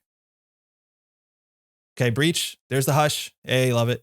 Oh, we don't die to snare. We draw. Okay, well, 2 from that. From wake, we'll see 1 more. Reverse accounts. That's scary because I thought that's what's in their remote server. They can definitely draw that. Subliminal. Uh-oh. Ice wall. Off-world. Oh, no. Okay, so the question is, can we run this remote server? Oh, no. Oh, we lost the Matryoshka. Oh, that's the worst part. That is the worst part by a mile. Oh man, taking the net damage actually might have cost us because we could have installed the Matryoshka, ran this. Now we can only break 2 pieces of ice though, so we're still probably a bit too late on that. I don't think they have an agenda in HQ, so we just have to hope that this isn't the agenda. But the cool thing is like, yeah, I think we just play that isn't the agenda. There's not much we can do here besides click for credits. But yeah, losing the Matryoshka was probably wrong because now they could like 5 ice this up at some point. What do we see on the top of the deck? So we know they're drawing into reversed. So I think we just click for credits and there's a big chance we lose here. Maybe we should just force them to have it here. But running here doesn't make any sense. Oh, it's a spin doctor. Huge. Okay, we're still in it. So they just didn't break R&D lock. They drew into reversed. Okay, spin doctor trigger light. That makes so much sense. Now they drew an unknown card. So they drew into the ice wall we saw, if I'm not mistaken. And I think we saw Mesachesso. They drew into the reversed account. So they have something for server 1. Oh, sorry, they drew into subliminal. That's fine. And they have 1 unknown card in hand. So we know they have an unknown and a reversed. And I think it was an ice wall. It looked like an ice wall, right? Putting 2 ice on R&D actually keeps us out. We definitely shouldn't have taken the net damage. Draw. Okay, 2 unknown in hand. They put something in the remote server. It can easily be the, what's it called? The reversed accounts. Which means we just have to go draw another time. Whoa. So I'm assuming they don't have an agenda. That could be reversed accounts or it could be the agenda. So here, okay, into the tank. We have to figure out what to do here. So this is where we can spend a click to trash the Cheswa to get on the Pharaohs, to sweep R&D. On R&D we'll see 2 cards. Again, assuming this is an agenda. I don't think they have 2 agendas in hand because they probably would have stopped drawing at that point. Admittedly when we're in game point, maybe they didn't push in the remote server, but I'm assuming they would have stopped drawing at that point if they had an agenda. So say there's an agenda here, 2, 4, 6, 8, 10, 12, 14. That means there's 3 agendas and 11 cards. We're going to see 2 of them. So we have to get lucky for sure. It's hard for us to charge. It's hard for us to charge our Awaken Plant because it's behind a Pharaohs. That's like 100% true. And then again, if we put the hush on this, we spend a credit. This gives us, it saves us 5 strength while this saves us 2 strength. So I do think it's worth doing.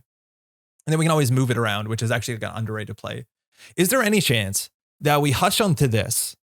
Whoa, wait. I forgot we can move this. So we can hush onto this, trash the Cheswa. We can run through this, take the tag. So then we spend 1 Matryoshka and then we spend 5 credits because we take the tag, okay? So I think we do that. I think we put the hush on here. I totally forget you can move this thing around like an old Kaisa. So you put the hush on here, right? That's a click. We're on 18 credits. We run through this. Gotta see if we do our math right. So this will be 5 strength. So it's 3 on strength. So spend 3. We spend 4 so far. And then 2 more for subroutines, 5, 6. We let this fire. We get an access. Okay, so we have 1 Matryoshka down. We've spent 6 of our 19 plus 4 credits. Okay, so we have 15. Then we move it here and then we run here. So then this is 3, 4, 5. Yeah, I think we can definitely do it. And we always have the no free lunches. So let's try and get as many accesses as we can. All right, we put the hush here.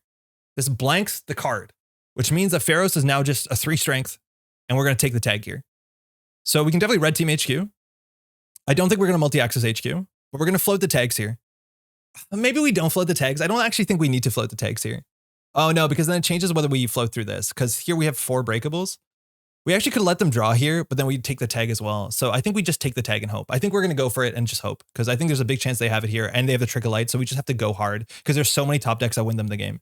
Admittedly, if we see the agendas, they don't. Okay, so this is only, so this one should be 5 strength. JNet doesn't do it correctly. Yeah, because that's text, right? That's not subroutines. And so hush should blanket. So this should only be 5 strength. Well, it shouldn't be 8 strength to match Pharaoh, so it should be 5. So I'm just going to refund the credits. I'll do, and then I'll take 3 back. So I do think we're going tag me here. Oh, we also just clear the tags, right? Yeah. So do we go tag me is a big question. We know they have the back room. So if we whiff, we lose. We're going to be able to see 1, 2, 3 cards on our R&D. I think we just take our odds there. I think we take our odds. So we'll break subroutines. How many do we want to spend? Oh, this is so important that we get this right. How many tags will we take if we float tags? I don't think we float tags. I don't think we have to risk it. With 2 no free lunch, I don't think we have to risk it. This also obviously could be a Drago, but I think we can just pay the extra credit here because we have a lot more credits than we think we do. We're going to have to let this fire because we can only break 4 ice. So we're going to break 1, 2, 3. And then we have to take 1 of the tags. So yeah, I think we break this one. We don't want to lose the back room. I think we have enough money for this. This will let fire. Okay. So we're going to access 1 card here. So I don't think we want to see extra cards here. I think we want to see them on R&D. Good game. They had it. They had it. Wow. We were going to pivot and we're going to see R&D, and we had a wild turn there where we could see a lot of cards on top of the deck and pivot from it. I did not think we would see a Beal there. What was in the remote? So here we would have gained the credit just because we're trying to win off of R&D. We could have always waited and gained more credits off of R&D. I think with 17 credits is enough.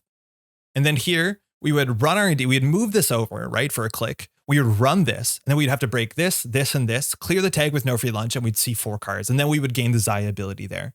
Or it's not 4 cards, 3 cards. And that was our plan on the way out, which is risky. Again, we want to get as many access as we could. You see the fact that you can move around the hush is actually quite nice and it deals something. And in the remote server, it is the reversed account, so they didn't have it. They had the back room in hand, so they pushed that instead of pushing the Beal in hand, which I don't know if we would have run the remote server. So again, it's always hard to make that call. We did know they had that in hand though, so I was less likely to want to run that. Nice. But we would have seen 3 more in R&D. And again, 2, 4, 6, 7, 8, 9, 10, 11, 12, 13, 14 agendas. And there's 6 more points and 11 cards. Yeah, they definitely wanted to take our credits away with this. And this would have just, if this fired, we're largely out of the game anyways. Like Chesva kind of helps. But that's to play around this, like we have to keep credits on Penny Shaver and we have to keep these around, which is wild. Thanks for the game. But that is this deck. And the aggression is so fun. Like getting 6 credits to free run, let alone not having to worry about breaker types is like really, really freeing. There's definitely like downsides to this deck, of course. Like we could be playing a lot of the things that fix some of this stuff. Like you can choose to play maybe like 1 fewer Zenith, play some amount of like pinhole threadings, but you see with our aggression, we can get around that. And a lot of this is playing a really good fundamentals game of like, where are the agendas? Because again, if we lock R&D and we do remember what they're drawing and when they shuffle, we know if they have the agenda in hand. Now that turn was really good with the Spin Doctor to break R&D lock. I think that's really cool. They drew the 2 cards and then shuffled and it could draw back out. But here we got 1 good run R&D with multi-axis. Again, it's really hard in this matchup. We got lucky enough. There's no mess to chessfoes on central servers, but at least you do see the hush do something here. But it's a really, really, really fun deck. Shout out to Daine for posting the deck list of the week and their version of it, which is very well tuned, I reckon, for their meta. And I'm really liking this. I'm liking Matryoshka way more than I thought I would. Thanks so much for watching. Ciao. All right, so it only took us that many games to figure out the exact text on Hush. There was that game like a couple ago where I forgot I could reposition it, which made the game a bit more exciting than it actually turned out to be, but at least it was an exciting ending. Thanks so much for watching, and a huge thanks, of course, has to go to all these names here. These are just some of the patrons that help support this channel, allow me to put the time and effort into editing this together, recording the footage. A lot of time goes into this, and I greatly appreciate all the people that help support this channel. Again, huge shout outs to all of our Daily Cast patrons too. Your names are not here, but your support is more than appreciated. We're going to be back again. We're scheduled some videos. It's about 1 per week if we can keep this up. And we're going to be talking about stuff half run next week, which is kind of a real scary thing for this deck. So I've been thinking about it a fair bit, and I think we have an angle that actually can work quite well and might be a bit more unexpected. All right. Thanks so much for watching. Enjoy the recommended content, and we'll see you in a bit. Ciao.